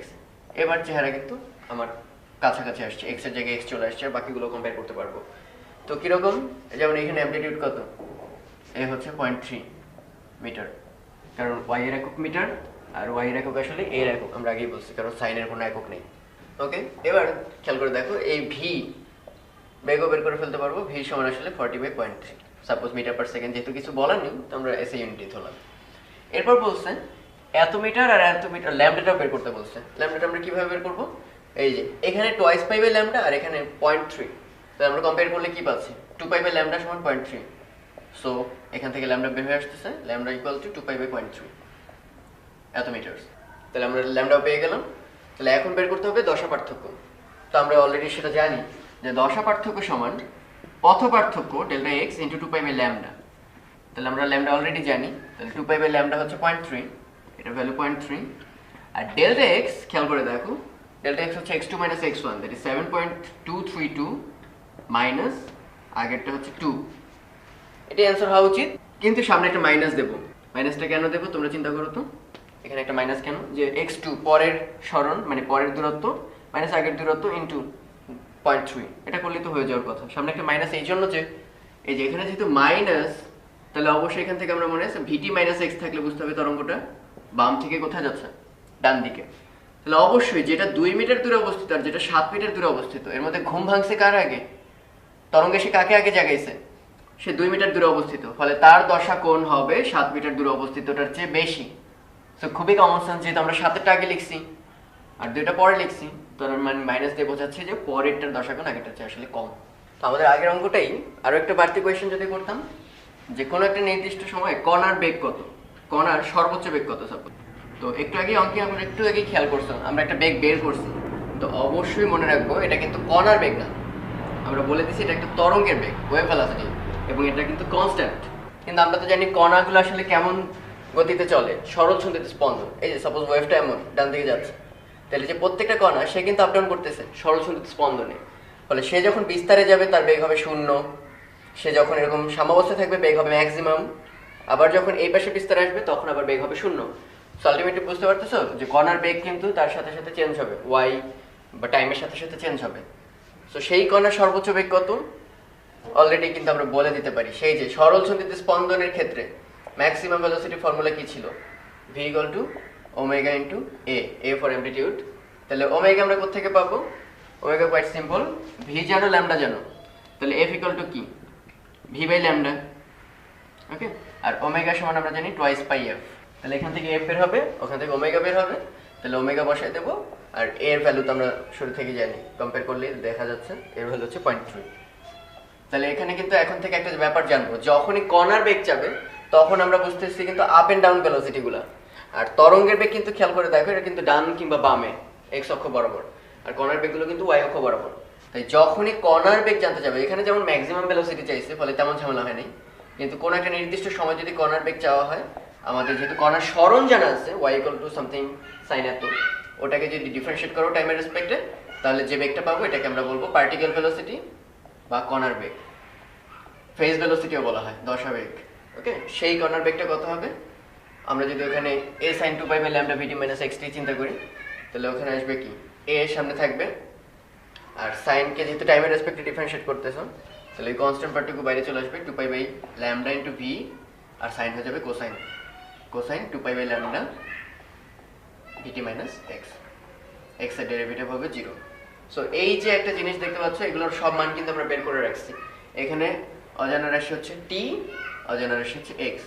তাই যদি কোনো কণার বেগ জানতে চাওয়া হয় অবশ্যই বলে দিতে হবে কোন কণা, আর কোন কণা, কোনটা কণা কোথায় অবস্থিত বা পরিচয় কিভাবে চিনি, তার মানে বলে দিতে হচ্ছে x প্যারামিটারে।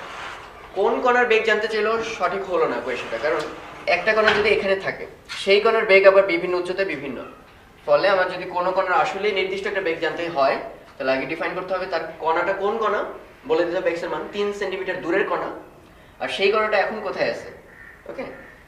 টাইম বলে দিতে হবে 3 সেকেন্ড পর কোথায় আছে, কোনো একটা প্যারামিটার জানতে চাইলে অবশ্যই x আর টাইম ডিফাইন করে দিতে হবে, তাহলে এখান থেকে a ল্যামডা v সব মান বসায় তুমি কণার বেগ বের করতে পারবে। সরল ছন্দিত স্পন্দনে কণার বেগ জানতে চাইলে কি করতে হবে আমরা এইমাত্র বললাম। যদি বলি কণার ত্বরণ বের করতে, আশা করি পারবা। কণার ত্বরণ আসলে কি দেখো, y হচ্ছে সরণ, সরণের হার হচ্ছে বেগ, বেগের হার কি ত্বরণ। তাহলে আমি যদি আরেকবার ডিফারেন্সিয়েট করতাম মানে d square y dt square, তাহলে এটাই আসলে কি কণার ত্বরণ। এবং মনে রাখবা সরল ছন্দিত স্পন্দনের যত ফর্মুলা আমরা শিখছিলাম, সেই যে v equal to root over, মনে পড়ে কারো, root over a square minus x square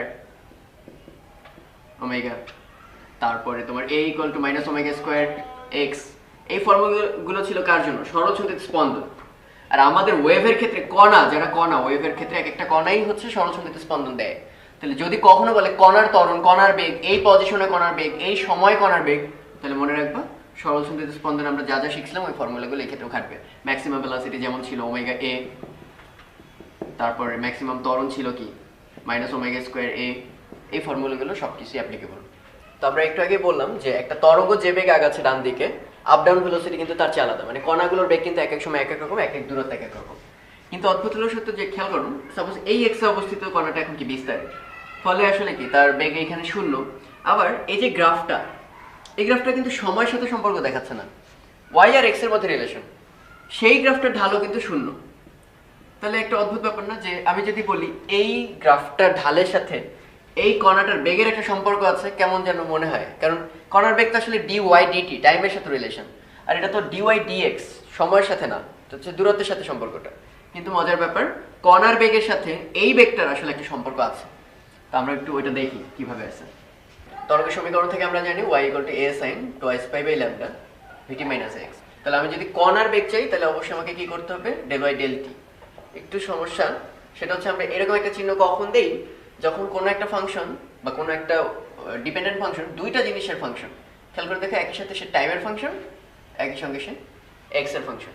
তার মানে টাইমের সাথেও সে চেঞ্জ হয়, দূরত্বের সাথে সাথেও সে চেঞ্জ হচ্ছে। খুবই কমন সেন্স, এক একটা দূরত্বে ভিন্ন ভিন্ন বেগ পাবা, আবার একই দূরত্বে ভিন্ন ভিন্ন সময় ভিন্ন ভিন্ন বেগ পাওয়া যাবে। তাই এটাকে দুইটা চলকের সাপেক্ষে আসলে ডিফারেন্সিয়েট করা যায়। তো এরকম যে কোনো একটা চলকের সাপেক্ষে করলে আমরা বলি পার্শিয়াল ডেরিভেটিভ নিচ্ছি। তো ওটা আমরা পরবে আরো জানবো, আপাতত জাস্ট জানো সময়ের সাপেক্ষে ডেরিভেটিভ করার সময় বাকি সব কনস্ট্যান্ট সময় ছাড়া, আবার স্থানের সাথে ডেরিভেটিভ নেওয়ার সময় স্থান ছাড়া সবকিছু কনস্ট্যান্ট। তাহলে দেখো একে যদি টাইমের রেসপেক্টে ডিফারেন্সিয়েট করি, এ এখান থেকে আসবে কি সময়ের রেসপেক্টে যেহেতু একটু কনস্ট্যান্ট 2π/λ * v, তোমরা এটা করবে অবশ্যই, সাইন কে করলে কোসাইন 2π/λ vt - x।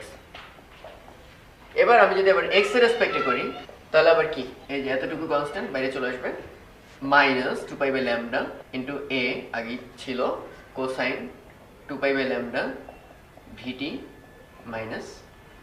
x। তাহলে সবকিছু একই রকম না অনেকটা, এই যে a 2π/λ a 2π/λ কোসাইন এত, এখানেও কোসাইন এত, পার্থক্য শুধু কিসের v এর। তাহলে এই সম্পর্কটা লিখে দিচ্ছি, del y del t মানে সময়ের সাথে কণার বেগ হবে মাইনাস v যেটা কনস্ট্যান্ট বলছিলাম তরঙ্গের বেগ into del y del x, যেটা আসলে কিছুই না এই গ্রাফটার ঢাল। এবং চমৎকার বিষয় এই পয়েন্টে গ্রাফের ঢাল কত, del y del x equal two 0, অর্থাৎ ওই পয়েন্টে কণার বেগও কত, এটা যদি 0 হয় ওই পয়েন্টে কণার বেগ হবে 0।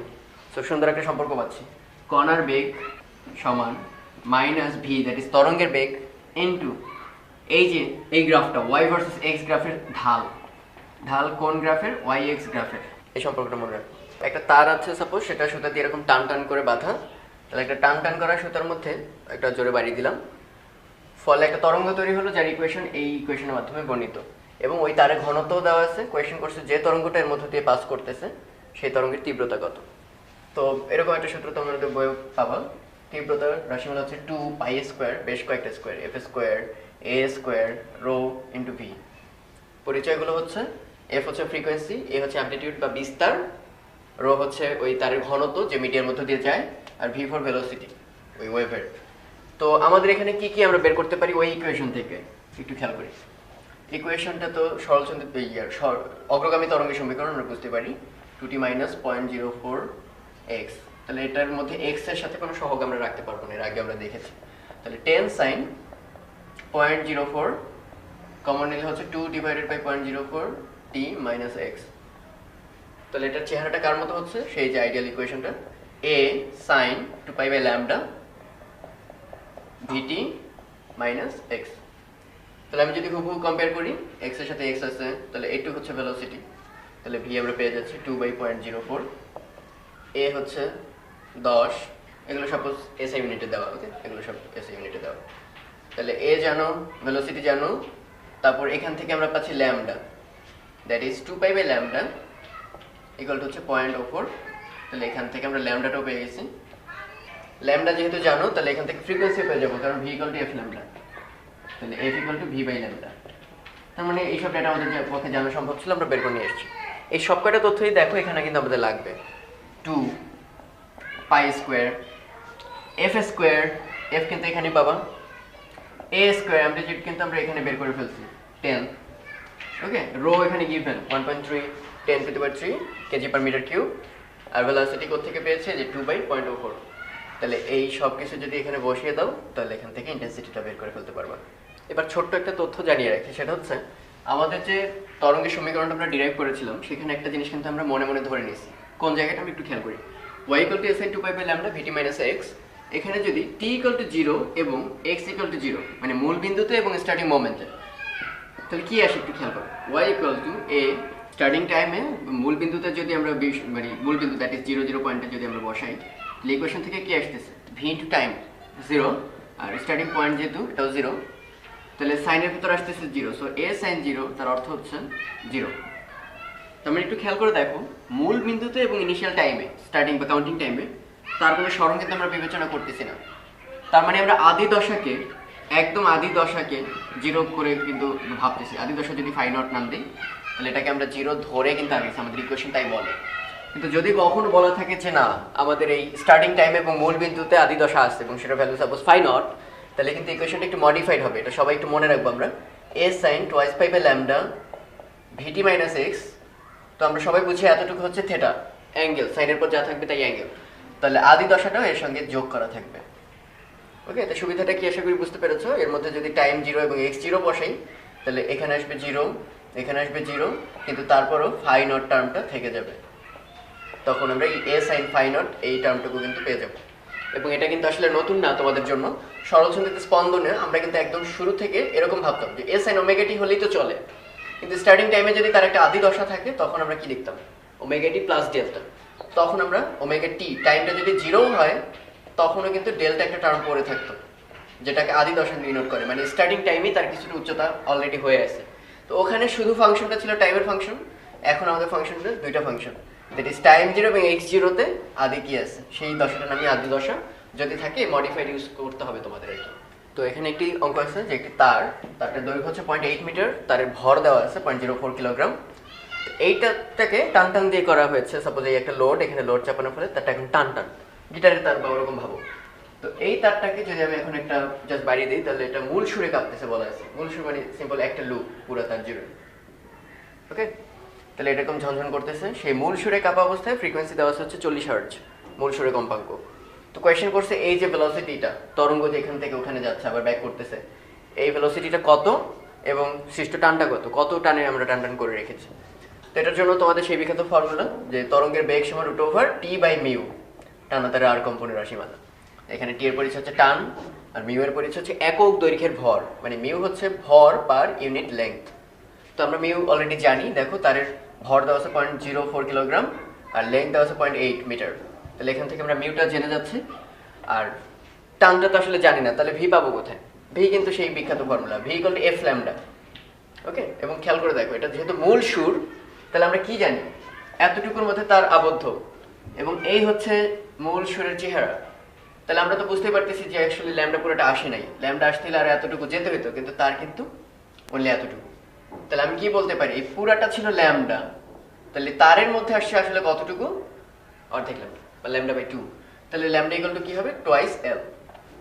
তাহলে আমরা এখানে বসায় দিতে পারি ফ্রিকোয়েন্সি দেওয়া আছে 40 হার্জ, 2 ইন্টু লেংথ হচ্ছে 0.8। তাহলে এখান থেকে বেগ পেয়ে যাব। ওকে, বেগ বাম পক্ষে বসালে আমরা কি বের করতে পারবো, টান বের করতে পারবো। তোমাদের একটু আগে যে উদাহরণটা আমরা দেখালাম ওই উদাহরণের দিকে এখনো খেয়াল রাখো, যে আমরা বলছিলাম এরকম একটা তার ছিল, তো তারটার দৈর্ঘ্য হচ্ছে 0.8 মিটার। ওকে, তো তারটাকে আমরা কয়েকটা সেগমেন্টে ভাঙলাম। মিড হচ্ছে 0.4, এটার মিড হচ্ছে 0.2, তারপর 0.6, 0.8। তো কোয়েশ্চেন করা হয়েছে যে একদম মিড পয়েন্টটাকে আমরা যদি তারটাকে টেনে 2 মিলিমিটার উঁচু করে তারপর ছেড়ে দিই, তখন যতটুকু টেনে ছেড়ে দেওয়া হবে ওটা হচ্ছে মিড পয়েন্টের বিস্তার। 2 মিলিমিটার মোট 4 মিলিমিটার হচ্ছে তোমার ওভারঅল বিস্তারটা। তো এখন কোয়েশ্চেন করছে যে 0.4 তো আমরা জানি এটা 2 মিলিমিটার আমরা টেনে ছেড়ে দিচ্ছি, 0.2 তে সেই সরণটা কত হবে, 0.6 এ সেই সরণটা কত হবে। তো সিমেট্রি থেকে বোঝাই যাচ্ছে 0.2 তে যা হবে আসলে 0.6 ও তাই হবে, 0.8 এ হবে 0।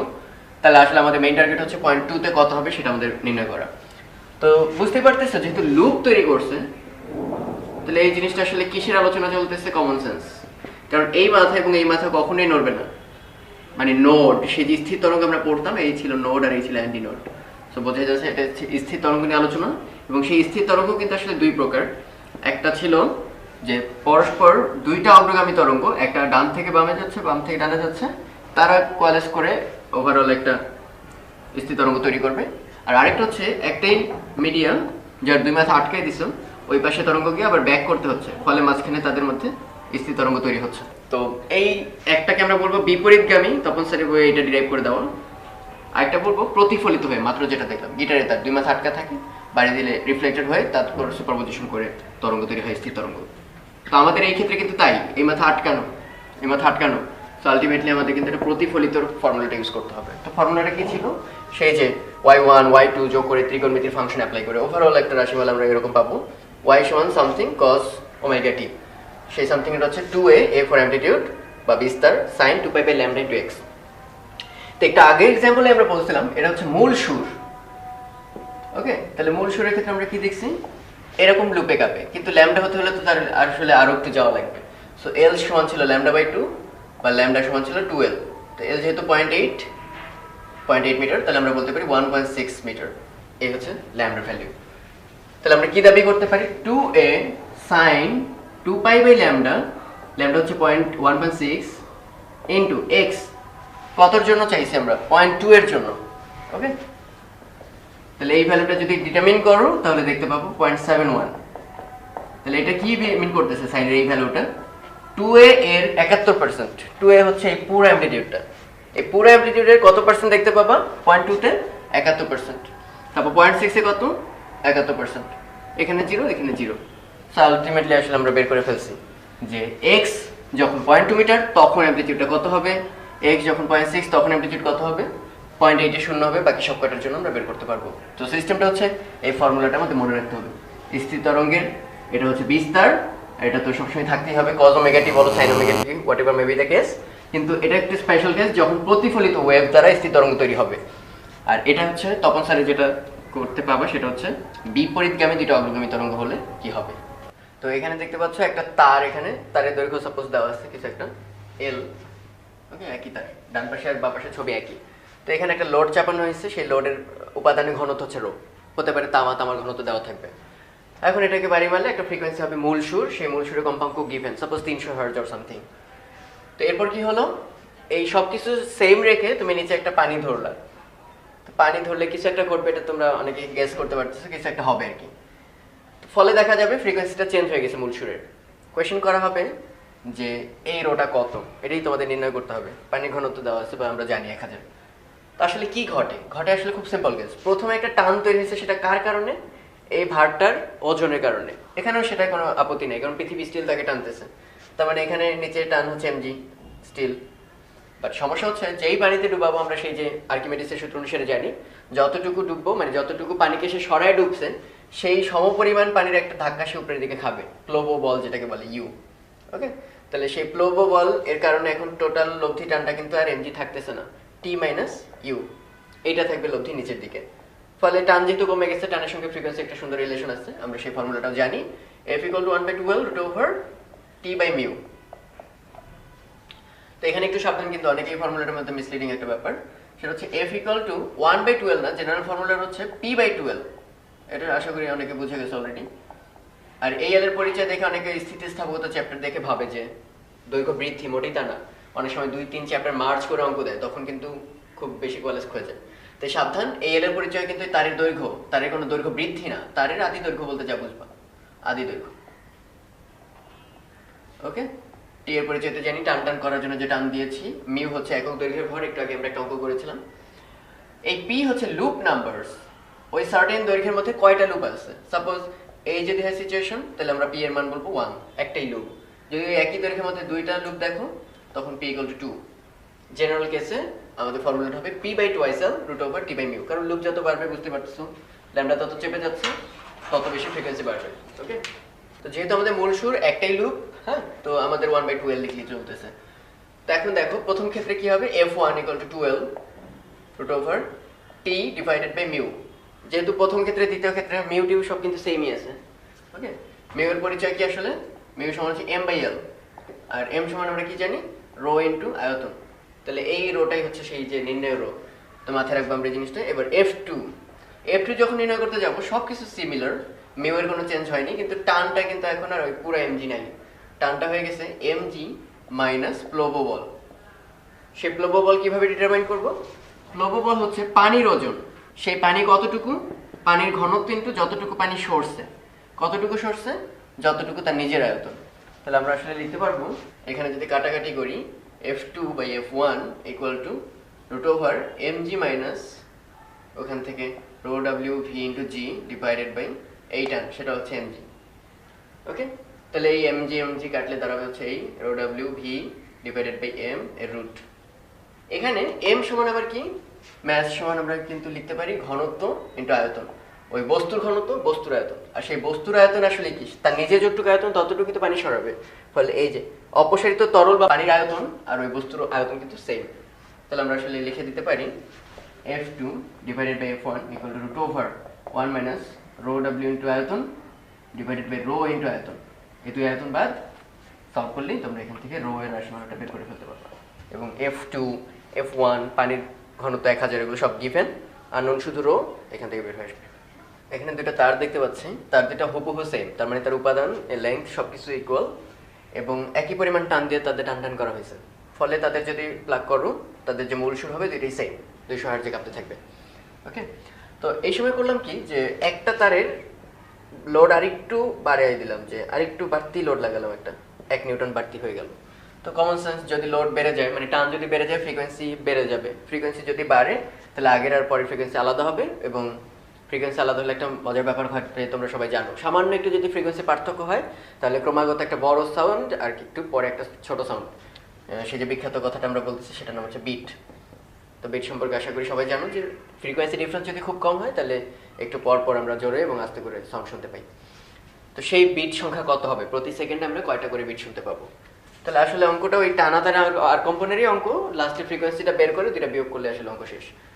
তো একদম যদি সিলি অ্যাপ্রোচে আমরা আগে, তাহলে খুব সিম্পল যে f ইকুয়াল টু কি 1/12 root over t by mu. Okay, তোমরা এখন থেকে ছোট হাতের l অ্যাভয়েড করো যাতে এটা মনে না হয় এটা কোনো দৈর্ঘ্য বৃদ্ধার সামথিং। আর যখন এই তো শুরু থেকে দুইটারই ছিল 200 হার্টজ ফ্রিকোয়েন্সি, এরপর যখন নতুন ফ্রিকোয়েন্সি আসছে প্রাইম, তখন এল এর কোনো চেঞ্জ হয়নি, মিউ এর কোনো চেঞ্জ হয়নি, কারণ তার অবিকল আগের মতোই আছে, টানটা সিম্পলি 1 বেড়ে গেছে। বলা আছে আগে যদি 100 হয় এখন 101, তাহলে f prime divided by f করলে আমরা আসলে root over t plus 1 divided by t, এখানে সলভ করে আমরা f প্রাইমটা বের করতে পারবো। ওকে, সেই f প্রাইম আর f সমান হবে না, এই দুটো বিয়োগ করলে যা আসবে ওটাই হচ্ছে বিট পার সেকেন্ডে কয়টা, মানে ফ্রিকোয়েন্সি পার্থক্যটা কি বলে প্রতি সেকেন্ডে আমরা কয়টা বিট শুনতে পাবো। তো এই অঙ্কটা আমরা একটু অল্টারনেটিভ অ্যাপ্রোচে আগে, মানে এমন না যে ওটা সহজ হবে বা সামথিং, একটু ভিন্ন অ্যাপ্রোচে কোনো একটা ইকুয়েশন দেখলে ভালো লাগে যে আমরা একটু ভিন্ন পার্সপেক্টিভ থেকে চিন্তা করতেছি। f equal to 1/12 root over t by mu. তো আমরা তো আসলে এটাই বলছি যে আমরা সব কিছুকে কনস্ট্যান্ট রেখে চেঞ্জ করবো কোনটাকে, t কে, ফলে ফ্রিকোয়েন্সির কি চেঞ্জ হয় আমরা সেটা দেখতে চাই, এই তো সিচুয়েশনটা, এবং ওই ফ্রিকোয়েন্সির চেঞ্জকে আমরা একবারে বলবো বিট। তাহলে আমরা আসলে ফ্রিকোয়েন্সি চেঞ্জ দেখবো, কি চেঞ্জ করে, টান চেঞ্জ করে, আসলে আমরা তো ডিএফডিটি বের করতেছি, টানের সাপেক্ষে ফ্রিকোয়েন্সি চেঞ্জ কেমন হয়। তাহলে এটা ডিফারেন্সিয়েট করলে কি দাঁড়ায়, 1/12 1 বাই রুট মিউ, এটা কনস্ট্যান্ট বাইরে চলে আসলো, আর রুট এক্স ওরকম রুট টি কে করলে 1/2 রুট টি, এটা আমরা সবাই জানি, রুট এক্স করলে 1/2 রুট এক্স, ফলে থাকলো 1/4l root mu into 1 by root T. Okay, একটু সুন্দর করে যদি আমরা লিখতাম তাহলে এটা দাঁড়াবে 1/2l root over T by mu into 1 by T. খেয়াল করে দেখো আগে লাইন আসে কিনা, ইন্টু একটা হাফ আসবে, কারণ 1/4l, এখানে 1/4l, এখানে নিচে রুট মিউ, এখানেও নিচে রুট মিউ, এখানে নিচে রুট টি, আর এখানে আসছে নিচে টি উপরে রুট টি, দ্যাট ইজ কাটাকাটি করলে আবার নিচে রুট টি। এই ফর্মে কেন আনলাম, এই লাইনটা আনার জন্য, এই লাইনটার ভ্যালু আসলে দেওয়া আছে, এটাই হচ্ছে কোয়েশ্চেনে দেওয়া আছে 200 হার্টজ। ওকে, তাহলে এটার ভ্যালু হচ্ছে 200 হার্টজ, আর নিচে হচ্ছে টান, আদি টান, সেটা হচ্ছে 100 নিউটন ইন্টু হাফ, আর এইখানে আছে ডিএফ ডিটি, কিন্তু আমি তো সেটা চাই না, আমি তো চাই ফ্রিকোয়েন্সি পার্থক্য কতটুকু হবে, দ্যাট ইজ ডিএফটা চাই। তাহলে আমরা আলটিমেটলি বলতে পারি ডিএফ ইকুয়াল টু, এই যে ভ্যালুটা আসলে 100, 2 কাটা 1 ইন্টু ডিটি, আর সেই ডিটি মানে কি, টানের চেঞ্জ, টানের চেঞ্জ আসলে 1 নিউটন। তো আলটিমেটলি ডিএফ ফ্রিকোয়েন্সি পার্থক্য হবে 1, ওখান থেকে ক্যালকুলেট করো তাই পাবা 0.999 ওর 1। সো বুঝতে পারতেছি পার সেকেন্ড আসলে একটা বিট। ওকে, মানে এটা ক্যালকুলাস দিয়ে একটা অ্যাপ্রোচ, কিন্তু সাবধান, এখানে কিন্তু 100 নিউটন আর 1 নিউটন ডিফারেন্সটা অনেক হাই, মানে অতি ক্ষুদ্র একটা চেঞ্জ, তাই আমরা ডিটি ডিএফ এগুলো ইউজ করে সরাসরি অ্যান্সার বের করে ফেলতে পারছি। এইটা হচ্ছে মোস্ট জেনারেল, কখনোই যদি কোনো রকম বড় ভ্যালুর চেঞ্জ হয় তাহলে কিন্তু আমরা ক্যালকুলাস অ্যাপ্লাই করবো না, ভুল রেজাল্ট আসবে।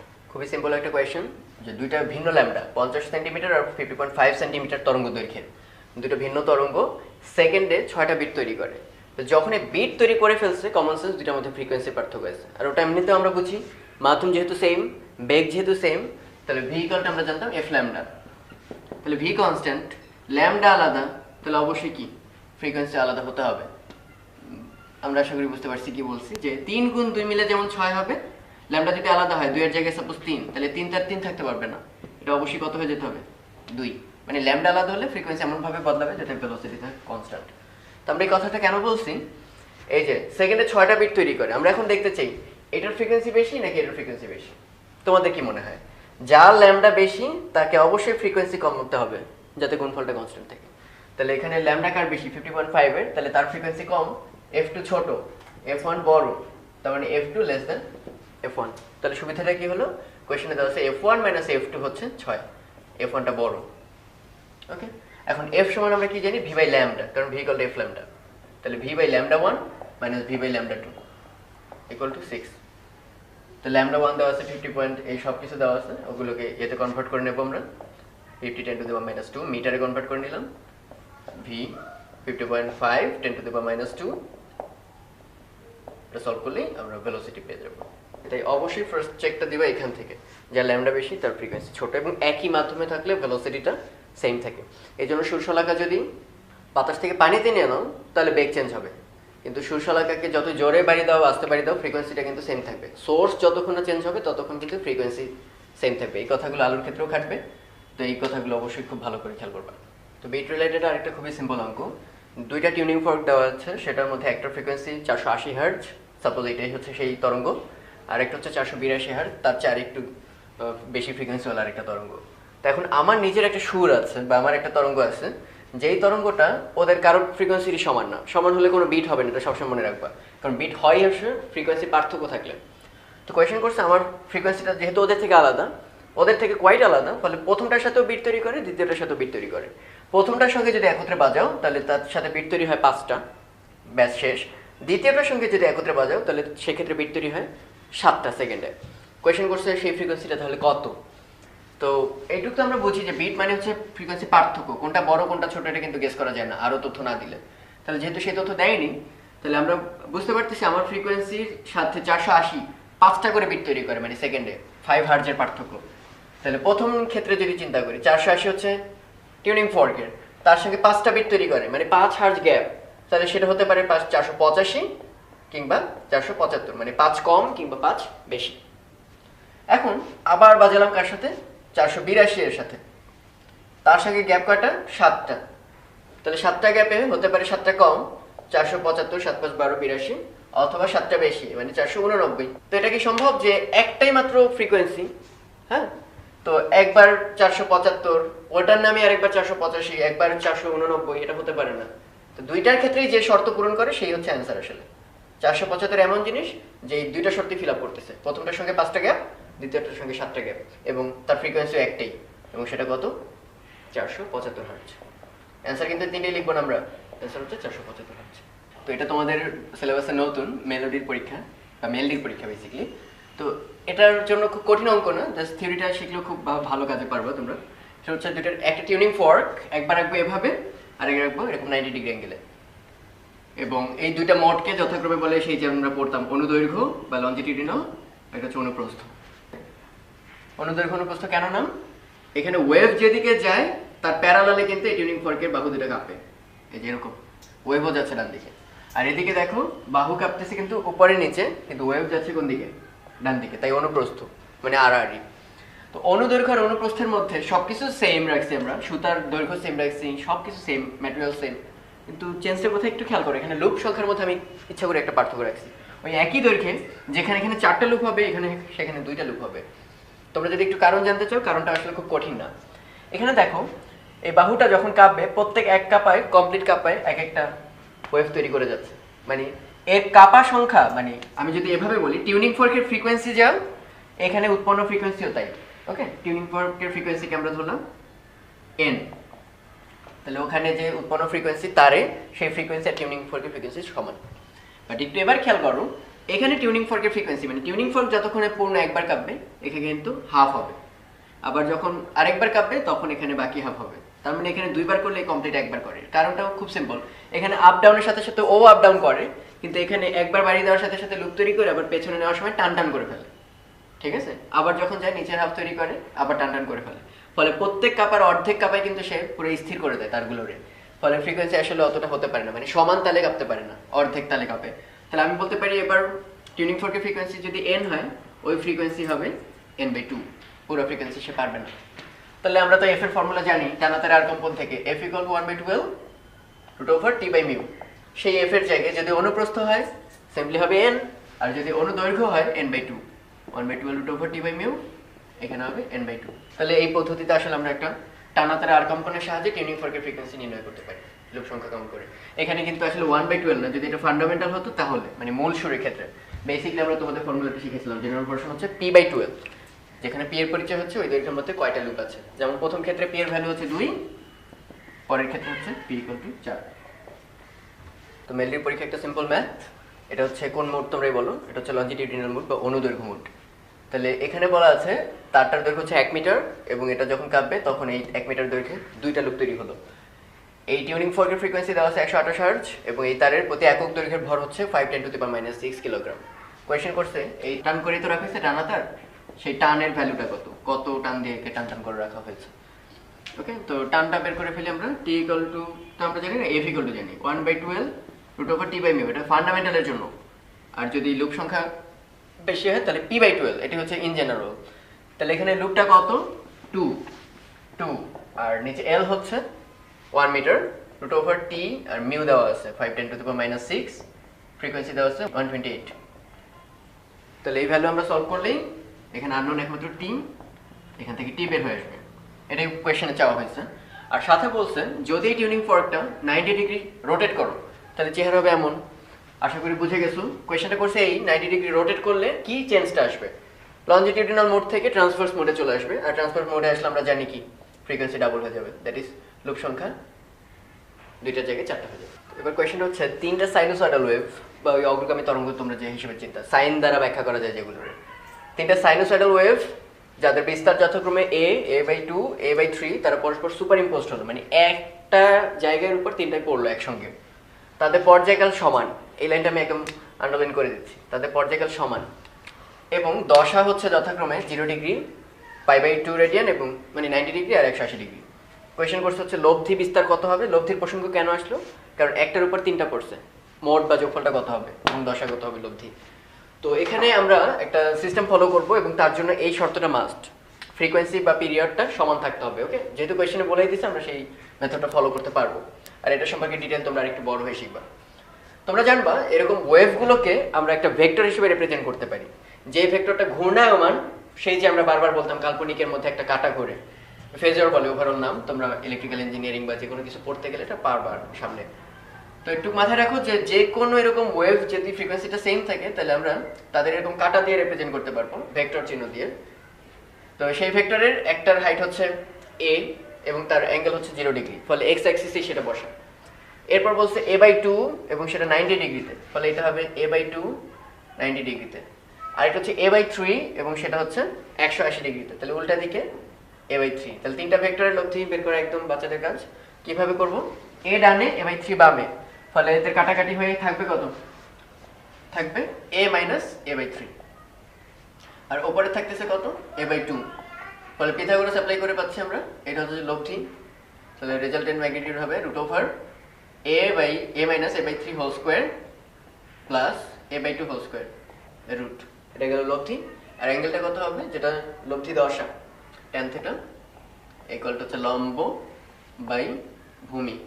এখান থেকে থিটাটা tan ইনভার্স করে আমরা বের করে ফেলতে পারবো। তাহলে এখন থেকে আমাদের এরকম ওয়েভ থাকলে ওয়েভ আঁকতে হবে না, ত্রিকোণমিতির ফাংশন অ্যাপ্লাই করতে হবে না, যদি এই শর্তটা তারা বজায় রাখে। আদারওয়াইজ বিট হবে, ঝামেলা আছে। এই শর্ত যদি মেইনটেইন করে, ফ্রিকোয়েন্সি তাদের সেম, তাহলে তোমরা সিম্পলি ভেক্টর যেভাবে ক্যালকুলেট করতে ওভাবে বের করতে পারো।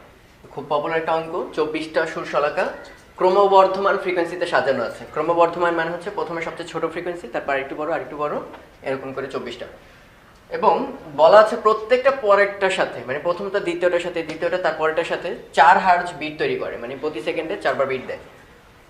তাহলে যেহেতু ক্রমবর্ধমান, এতটুকু আমরা বুঝে গেছি প্রথমটা ফ্রিকোয়েন্সি f হলে পরেরটা f+4, কারণ বর্ধমান হতে হবে, বেশি হতে হবে, এবং কত বেশি সেটাও বলে দিচ্ছে। বিটের রেট হচ্ছে 4। কিন্তু আবার একটা শর্ত দেওয়া আছে, প্রথমটার ফ্রিকোয়েন্সি যদি f হয়, লাস্টেরটার ফ্রিকোয়েন্সি তার অষ্টক। অষ্টক মানে হচ্ছে দ্বিগুণ। ওকে, এই জিনিসগুলো আসা হচ্ছে ওই গানের সারেগামা পাধানিসা থেকে। প্রথম সা আর লাস্ট সা এর মধ্যে ফ্রিকোয়েন্সি হচ্ছে ডাবল। তো এই অষ্টক মানে হতে হলে তাহলে প্রথমটা যদি f হয়, একদম শেষেরটা হবে টুয়াইস f। কোয়েশ্চেন করছে f এর মান কত, মানে প্রথমটার মান কত আর লাস্টেরটার মান কত। তো আমাদের বের করা কোয়াইট ইজি। আমরা এরকম একটা ধারা ফর্ম করতে পারি, যার প্রথম পদ হচ্ছে f, তারপর হচ্ছে f+4, তারপর হচ্ছে f+8, মানে কমন অন্তরটা কত? সাধারণ অন্তর হচ্ছে 4। তাহলে সাধারণ অন্তর 4 হলে আমরা সেই সমান্তর ধারা ফর্মুলা থেকে কি জানি? n তম পদ হবে a + n - 1 * d। তাহলে আদি পদ হচ্ছে এখানে কত? f, এখানে 24টা, আর ডিসটেন্স বা গ্যাপ হচ্ছে 4, আর এটাই লাস্ট পদ। ওকে, 24তম পদ, সেটাই আমাদের বলা আছে আবার প্রথমটা ডাবল, অষ্টক। তাহলে এখান থেকে বামে নিয়ে আসলে f = 23 × 4, 3 4 12 2 হাতে 4 2 8 9 92 হার্জ। তাহলে এটা গেল প্রথমটার ফ্রিকোয়েন্সি। আর দ্বিতীয়টার ফ্রিকোয়েন্সি হবে twice f, that is 90 × 2, that is 180 hertz. তো এখানে শব্দের বেগ গিভেন 330 মিটার পার সেকেন্ড। তো একটা বিন্দু উৎস থেকে চারিদিকে শব্দ ছড়িয়ে পড়ছে। আমরা জানি শব্দ একটা 3D ওয়েভ, আমরা সবাই শুনতে পাই ডানে বামে উপর নিচে। তো এটা একটা গোলক আকারে ছড়িয়ে পড়তেছে। তো এটার ফ্রিকোয়েন্সি দেওয়া আছে 600 হার্জ, আর এটা শব্দ ছড়িয়ে পড়তেছে হচ্ছে 5 ওয়াট হারে। তো পি সমান কি বা ওয়াট বা ক্ষমতা সমান কি, W/T, প্রতি সেকেন্ডে কত জুল করে এনার্জি আমার কানে আসতেছে। তো বলছে 20 মিটার দূরে, সাপোজ এই হচ্ছে সোর্স, এখানে গান বাজনা হচ্ছে বা স্টেডিয়ামের কনসার্ট হচ্ছে, সেখান থেকে 20 মিটার দূরে তুমি দাঁড়ানো, এখানে তোমার কান। তাহলে আসলে কি তোমার কাছে একটা বিশাল সারফেসের মধ্যে এই পুরো পাওয়ারটা ধারণ করো না? সাপোজ এখানে যদি একটা মাইক ভাবি, তাহলে এই মাইক যখন প্রথম শব্দ ছাড়লো তখন তো একটা ছোট্ট গোলক ছিল, তার মধ্যে পুরা পাওয়ারটা কনসেন্ট্রেটেড, ফলে তীব্রতা হবে কি হিউজ, কান ঝালাপালা হয়ে যাবে। তারপর গোলকটা আস্তে আস্তে বড় হলো, পাওয়ারটা ছড়ায় পড়লো, কিন্তু এখনো পাওয়ারের পরিমাণ ফিক্সড, জায়গা বাড়তেছে। যখন এই 20 মিটার দূরে তোমার কাছে আসলো তখন পুরো ওই মাত্র কত 5 ওয়াট, এই পাওয়ারটা কার মধ্যে ধারণ করা? ফুল এই বিশাল যে আর ব্যাসার্ধের একটা গোলক, সেই গোলকের মধ্যে ধারণ করা। ফলে আমি এটা দাবি করতে পারি যে 4πr², যেটা হচ্ছে পুরো গোলকের ক্ষেত্রফল, 4πr² ক্ষেত্রফল ধারণ করতেছে পি ক্ষমতা। অতএব তীব্রতা বের করবো যেহেতু, প্রতি একক ক্ষেত্রফল ধারণ করে P/4πr² ক্ষমতা, আর একক ক্ষেত্রফলে যে পরিমাণ ক্ষমতা আসতেছে ওটার নামই হচ্ছে তীব্রতা। তাহলে এখান থেকে ইজিলি আমরা তীব্রতা বের করতে পারবো। তীব্রতা হচ্ছে পাওয়ার হচ্ছে 5 ওয়াট, 4π দূরত্ব হচ্ছে কত 20 মিটার, এর স্কয়ার করলে আমরা তীব্রতা পাবো। শুধু তাই চাই না, বিস্তার, তীব্রতার সঙ্গে কিন্তু বিস্তার একটা সম্পর্ক তোমরা অলরেডি জানো, সেই যে বিস্তার বর্গের সমানুপাতিক, ছোট থেকে শুনতে শুনতে বড় হয়েছি, বাট ফর্মুলাটা তো আমরা অলরেডি জানি, 2π² f² a² ρ × v। ওকে, তাহলে এখানে ফ্রিকোয়েন্সি কত দেওয়া আছে 600 হার্জ। এই অ্যাম্পলিটিউড তোমাকে বের করতে হবে। তীব্রতা কোথা থেকে পাবা? তীব্রতা এই যে এখান থেকে বের হয়ে আসবে। আর লাগবে কি রো, বাতাসের ঘনত্ব আমাদের জানাই দেবে 1.29 kg/m³। আর হচ্ছে শব্দের বেগও দেওয়া আছে 330 মিটার/সেকেন্ড। তা সলভ করলেই ওই কানের ওই জায়গাটায় যে শব্দ আসবে সেই শব্দের বিস্তার কত, এই বিস্তারের পরিমাণটা আমরা জেনে ফেলতে পারবো। এটা অনেক সুন্দর একটা অঙ্ক। এটা কিরকম একটা অঙ্ক? এটা মনে করো ট্রান্সমিটার, বিটিভি থেকে সাপোজ টেলিকাস্ট করতেছে। তাহলে এখানে একটা ট্রান্সমিটার আছে, সেটা টপ ভিউ দেখতে পাচ্ছ কিন্তু অ্যান্টেনা। আর এটা হচ্ছে আমাদের বাসার যে টেলিভিশনটা, এই হচ্ছে সি লিখে দিছি, তো মানে এটা বাসায় রিসিভ করার জন্য অ্যান্টেনা, রিসিভার। আর এখানে হচ্ছে অন্য কোনো লোহার দণ্ড থাকতেই পারে বা আশেপাশে বাড়িঘর থাকতে পারে, যেটায় তরঙ্গ গিয়ে রিফ্লেক্টেড হয়ে আবার ব্যাক করে। তা আমরা তো এক্সপেক্ট করছি কি সব তরঙ্গ ট্রান্সমিট করবে, এখানে এসে আমাদের বাসায় চলে আসবে, ব্যাস আমরা টেলিভিশন দেখবো। কিন্তু প্র্যাকটিক্যালি ওয়েভ তো আসলে কি ওয়েভ ফ্রন্ট আকারে ছড়ায়, ফলে সে তো এখানেও যাবে, বাড়ি খাবে, এখানেও ফিরবে। তো আমরা এরকম একটা সিচুয়েশন কল্পনা করতেছি, এ থেকে সিতে আসার পাশাপাশি সে আরেকটা বিল্ডিং বিতে গিয়ে রিফ্লেক্টেড হয়েও ফেরে। ফলে হচ্ছে কি এখানে মাত্র 4 কিলোমিটার ক্রস করতে হইতেছে, কিন্তু ওখানে কিন্তু তা না, 3 আর 4 7 কিলোমিটার অতিক্রম করে তরঙ্গকে আসতে হয়। ফলে আমরা এরকম আশা করতে পারি না এই তরঙ্গ সরাসরি আমাকে ছবি দেখাচ্ছে টেলিভিশনে, আর ওদিকে এই 7 কিলোমিটার ক্রস করে আরেকটা আসতেছে না একই ছবি, একটু ডিলে করে। ফলাফল কি হবে? এই উইন্ডোতে দেখা যাবে প্রথম একটা ছবি আসছে, তার থেকে আরেকটু শিফটেড অবস্থায় নতুন একটা ছবি একই, মানে ছবিগুলো কি হবে সরাসরি মনে হবে যে আমার কান দুইটা, চোখ দুইটা একটু শিফট। তো কোয়েশ্চেনটা খুবই টাফ, ওই শিফটের পরিমাণ কত, মানে আমার দুইটা চোখের মধ্যে গ্যাপ কত। তো আমরা একটু টেলিভিশন সম্পর্কে জানি, ক্লাস 9-10-এ পড়ছি, আজকে একটু প্র্যাকটিক্যাল অ্যাপ্লিকেশন দেখি। আমরা যে মুভি দেখি যে বস্তু নড়তেছে বা হাত নড়তেছে, তার অর্থ কি আসলে? সেকেন্ডে অনেকগুলো হাত আসে না যেগুলো একটু সরা। তাহলে আমি এটা জানো আমাদের টেলিভিশনগুলোতে এরকম হয় 25টা ফ্রেম পার সেকেন্ড, মানে 1 সেকেন্ড তুমি চোখের একটা পলক ফেলবা ততক্ষণে 25টা ছবি দাঁড়ায় গেছে, যা বিভিন্ন ডিরেকশনে হাত। ফলে তুমি যখনই তাকাবা তখন মনে হবে হাতটা আসলে কন্টিনিউয়াস, এর মাঝখানে ডিসক্রিট ভাবটা তোমার চোখ ধরতে পারে। শুধু তাই না, আমাদের ছবি খুব ক্লিয়ার মনে হচ্ছে, তার মানে এখানে প্রচুর পরিমাণ লাইন স্ক্যান করে, আমার এই চোখ থেকে শুরু করে প্রত্যেকটা line dot dot dot pixel আকারে নিয়ে নেয়। এই লাইনগুলো হচ্ছে 625 লাইন পার ফ্রেম, মানে এক একটা ফ্রেম, এই যে হাত এখানে ছিল তার জন্য, এই হাতের জন্য 625টা লাইন স্ক্যান করবে, ফলে হাতগুলো প্রায় ঘন দেখাবে। হাত একটু দূরে সরানো, তখন আবার কয়টা 625টা। এই পুরো ঘটনা ঘটে 1 সেকেন্ডে। 1 সেকেন্ডে টোটাল এরকম 25টা ফ্রেম আসে, পার ফ্রেমে আসে 625টা লাইন। তাহলে টোটাল লাইন কয়টা বলতে পারো? এক ফ্রেমে আছে 625টা লাইন, এক ফ্রেমে 625টা, অর্থাৎ 25টা ফ্রেমে কত 625 × 25, এতটা লাইন। এই এতটা লাইন এক্সিকিউট বা স্ক্যান করতে হয় কয় সেকেন্ডে? 1 সেকেন্ডে। এই কথাটা মনে রাখো। কেন এই কথাটা বলতেছি দেখো, এখানে 4 কিলোমিটার যদি আসতে হতো তাহলে কোনো ডিলে না, মানে এই পাশ থেকে আসুক এই পাশ থেকে আসুক, আসতে হচ্ছে কত 4 কিলোমিটার, কিন্তু বাড়তি কে করতেছে? এই 3 কিলোমিটারটা বাড়তি। তাহলে ওই 3 কিলোমিটার অতিক্রম করতে কত সময় লাগে আমরা একটু দেখি। আমরা জানি s = vt, এরকম v = s/t। ওকে, তাহলে টাইমটা কি ধরলাম ডিলে, কত টাইম ডিলে করে আসতেছে, সে ডিলে ইকুয়াল টু আসবে দূরত্ব বাই আলোর বেগ। সেই দূরত্ব হচ্ছে আমাদের 3 কিলোমিটার, 3000 করে নেবা, আর আলোর বেগ হচ্ছে 3×10⁸। এটা সলভ করে একটা মাইক্রোমিটার রেঞ্জে আমরা একটা সময় পাবো।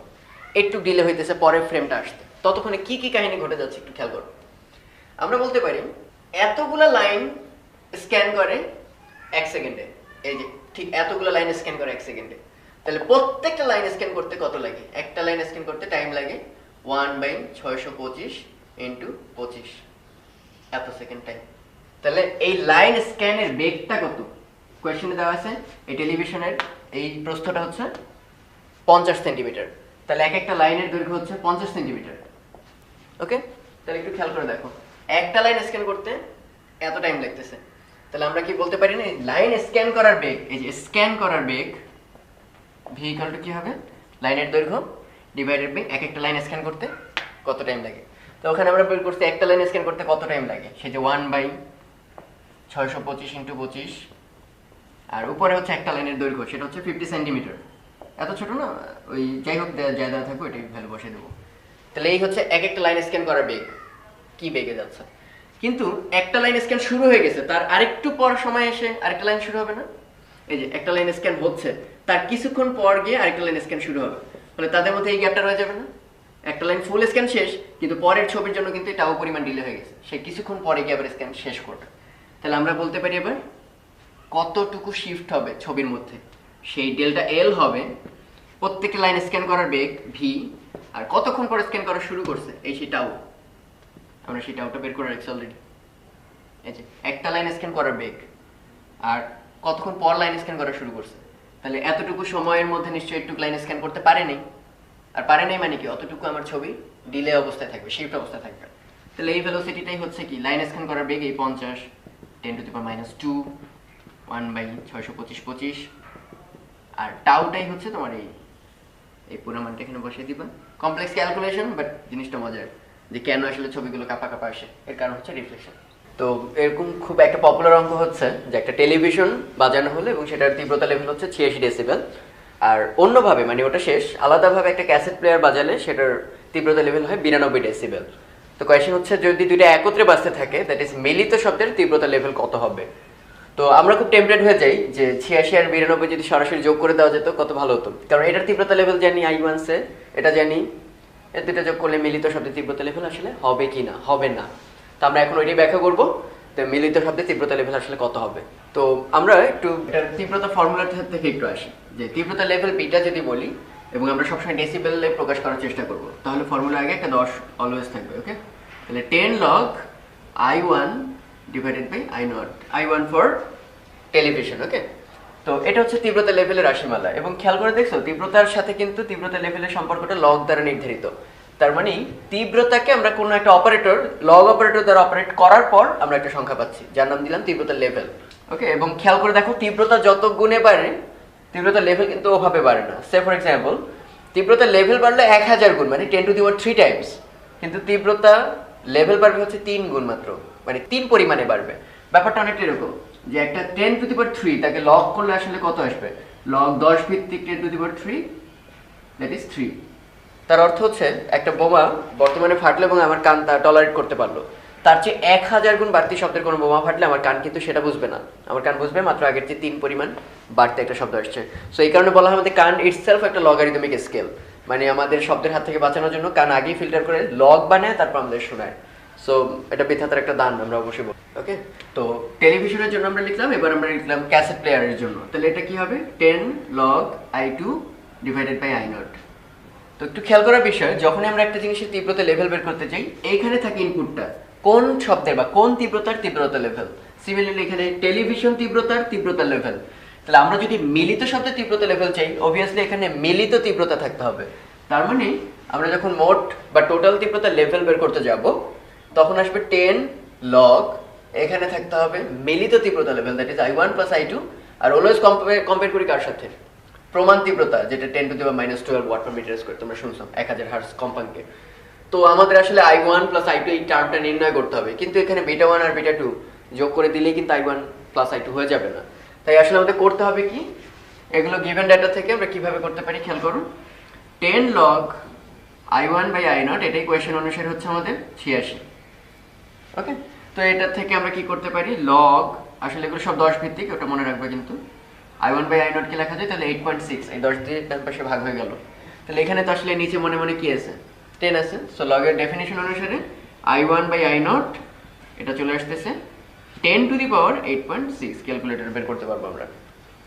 অতএব I1 ইকুয়াল টু পাচ্ছ I0 into 10 to the power 8.6। Okay, similarly এই ক্ষেত্রে আমরা পাবো কি, আমরা ডিরেক্ট লিখতেছি I2 equals I0 10 to the power 9.2, কারণ ওখানে 92 10 দিয়ে ভাগ হওয়ার পর 9.2 আসবে। তাহলে আমরা এই দুটো ইকুয়েশনকে যোগ করে I1 প্লাস I2 পেয়ে যাব। I1 প্লাস I2 ইকুয়াল হবে I0 কমন নিলে 10 to the power 8.6 plus 10 to the power 9.2। Okay, সেটাকে I0 দিয়ে ভাগ করতে হবে। তাহলে I0 দিয়ে ভাগ করলে তো আসলে ডান পক্ষের থেকে I0 বামে চলে আসবে, divided by I0 equal to 10 to the power 8.6 plus 10 to the power 9.2। Okay, তাহলে ডান, এটাকে লগ করবা, 10 ভিত্তিক লগ করে সামনে একটা 10 দিয়ে গুণ করলে যে অ্যান্সারটা আসবে ডিসিবেলে, সেটা হচ্ছে রিকোয়ার্ড অ্যান্সার। তো খুবই কমন অঙ্ক এবং আমরা সবাই পারি। তো এইখানে একটা শখ ভাইয়ের উদাহরণ টানতে আর লোভ সামলাতে পারতেছি না, অনেকটা এইভাবে ভাববা যে তোমার একটা বন্ধু তোমাকে জন্মদিনে একটা গ্লাস গিফট করলো, এটা গ্লাস 1। আরেক বন্ধু সেও জন্মদিনে আরেক বক্সে আরেকটা গ্লাস গিফট করলো, দুটো ইন্ডিভিজুয়াল প্যাকেট। ওকে, এখন তুমি চাও তোমার একটা ফ্রেন্ডের বাসায় জন্মদিন, তুমি তাকে দুইটা গ্লাসে গিফট করতে চাও। তাহলে দুইটা গ্লাস গিফট করতে চাইলে তুমি নিশ্চয়ই এই কাজটা করবা না হলেও, তাহলে বোকা ভাববে সবাই যে এই একটা বক্স, এই একটা বক্স, এখানে গ্লাসটা আছে, এখানেও গ্লাসটা আছে, এই দুইটা গ্লাস দুই প্যাকেট আলাদা করে তারপর ওভারঅল একটা প্যাকেট করে দিলে কিন্তু কোনো লাভ নেই। কমন সেন্স, বন্ধু ভেবেই ফেলবে যে তুমি আর কারো কাছ থেকে আসলে ধার করে ওটা মেরে দিছো। সো আলটিমেটলি কি করা উচিত আমাদের, এই বক্সটা খুলবো, খুলে গ্লাসটা বের করবো, মানে প্যাকেট মুক্ত করব। সিমিলারলি এই প্যাকেটটা মুক্ত করব, গ্লাসটাকে বের করব, দেন কি করব, এই দুইটা গ্লাস পরপর রাখবো। ওকে, এবার একটা প্যাকেট করব, সো দ্যাট ওই বন্ধু নাই বুঝতে পারে যে আসলে আমি এই গিফটটা আমি নিজে থেকে দিছি। সো আলটিমেটলি আমরা আসলে কি বলতে চাচ্ছি, প্যাকেট বলতে আমরা বুঝি এই একটা সংখ্যা বা তীব্রতাকে অপারেটেড অবস্থায়, সংখ্যাটা পিওর সংখ্যা না, তাকে অপারেট করে লক করা অবস্থায় তোমাকে অ্যান্সারটা বলা হচ্ছে। সিমিলারলি I2 কেও প্যাকেট করা অবস্থায় আছে, এই অবস্থা আমরা যোগ করব না, দুইটা প্যাকেট যোগ করব না, আমরা প্যাকেট থেকে খুলে বের করে নিয়ে আসছি। দেখো এই প্যাকেট খুলে আমরা এখানে লাস্টে I1 বের করছি, দ্বিতীয় প্যাকেট খুলে আমরা এখানে I2 বের করছি, দুইটা গ্লাস বের হলো, এই দুইটা গ্লাসকে যোগ করছি, তারপর লাস্টে আবার প্যাকেট করছি, এই যে লাস্টে ওইটার উপর আমরা প্যাকেট করার অর্থ হচ্ছে আবার করে অপারেট করে দিয়েছি। সো এই ব্যাপারগুলো আসলে কেন ঘটে, কারণ লগ আসলে লিনিয়ারিটি প্রপার্টিটা মানে না। এই কথাটা খুব কঠিন কিন্তু জেনে রাখলে ভালো। লিনিয়ারিটি প্রপার্টিটা কি জিনিস একটু খেয়াল করে দেখো, আমরা যদি এভাবে বলতে পারতাম আমরা খুব খুশি হতে পারতাম, লগ a প্লাস বি এটা কি কখনোই log a plus log b এর সমান? যদি এমনটা হতো তাহলে আমরা বলতে পারতাম তুমি সিম্পলি যোগ করে দিলেই পারবা। বিষয়টা এমনটা হয় না, প্র্যাকটিক্যালি তোমরা জানো লগ এই ফর্মুলা মানে না। একই কথা সাইনের ক্ষেত্রে প্রযোজ্য।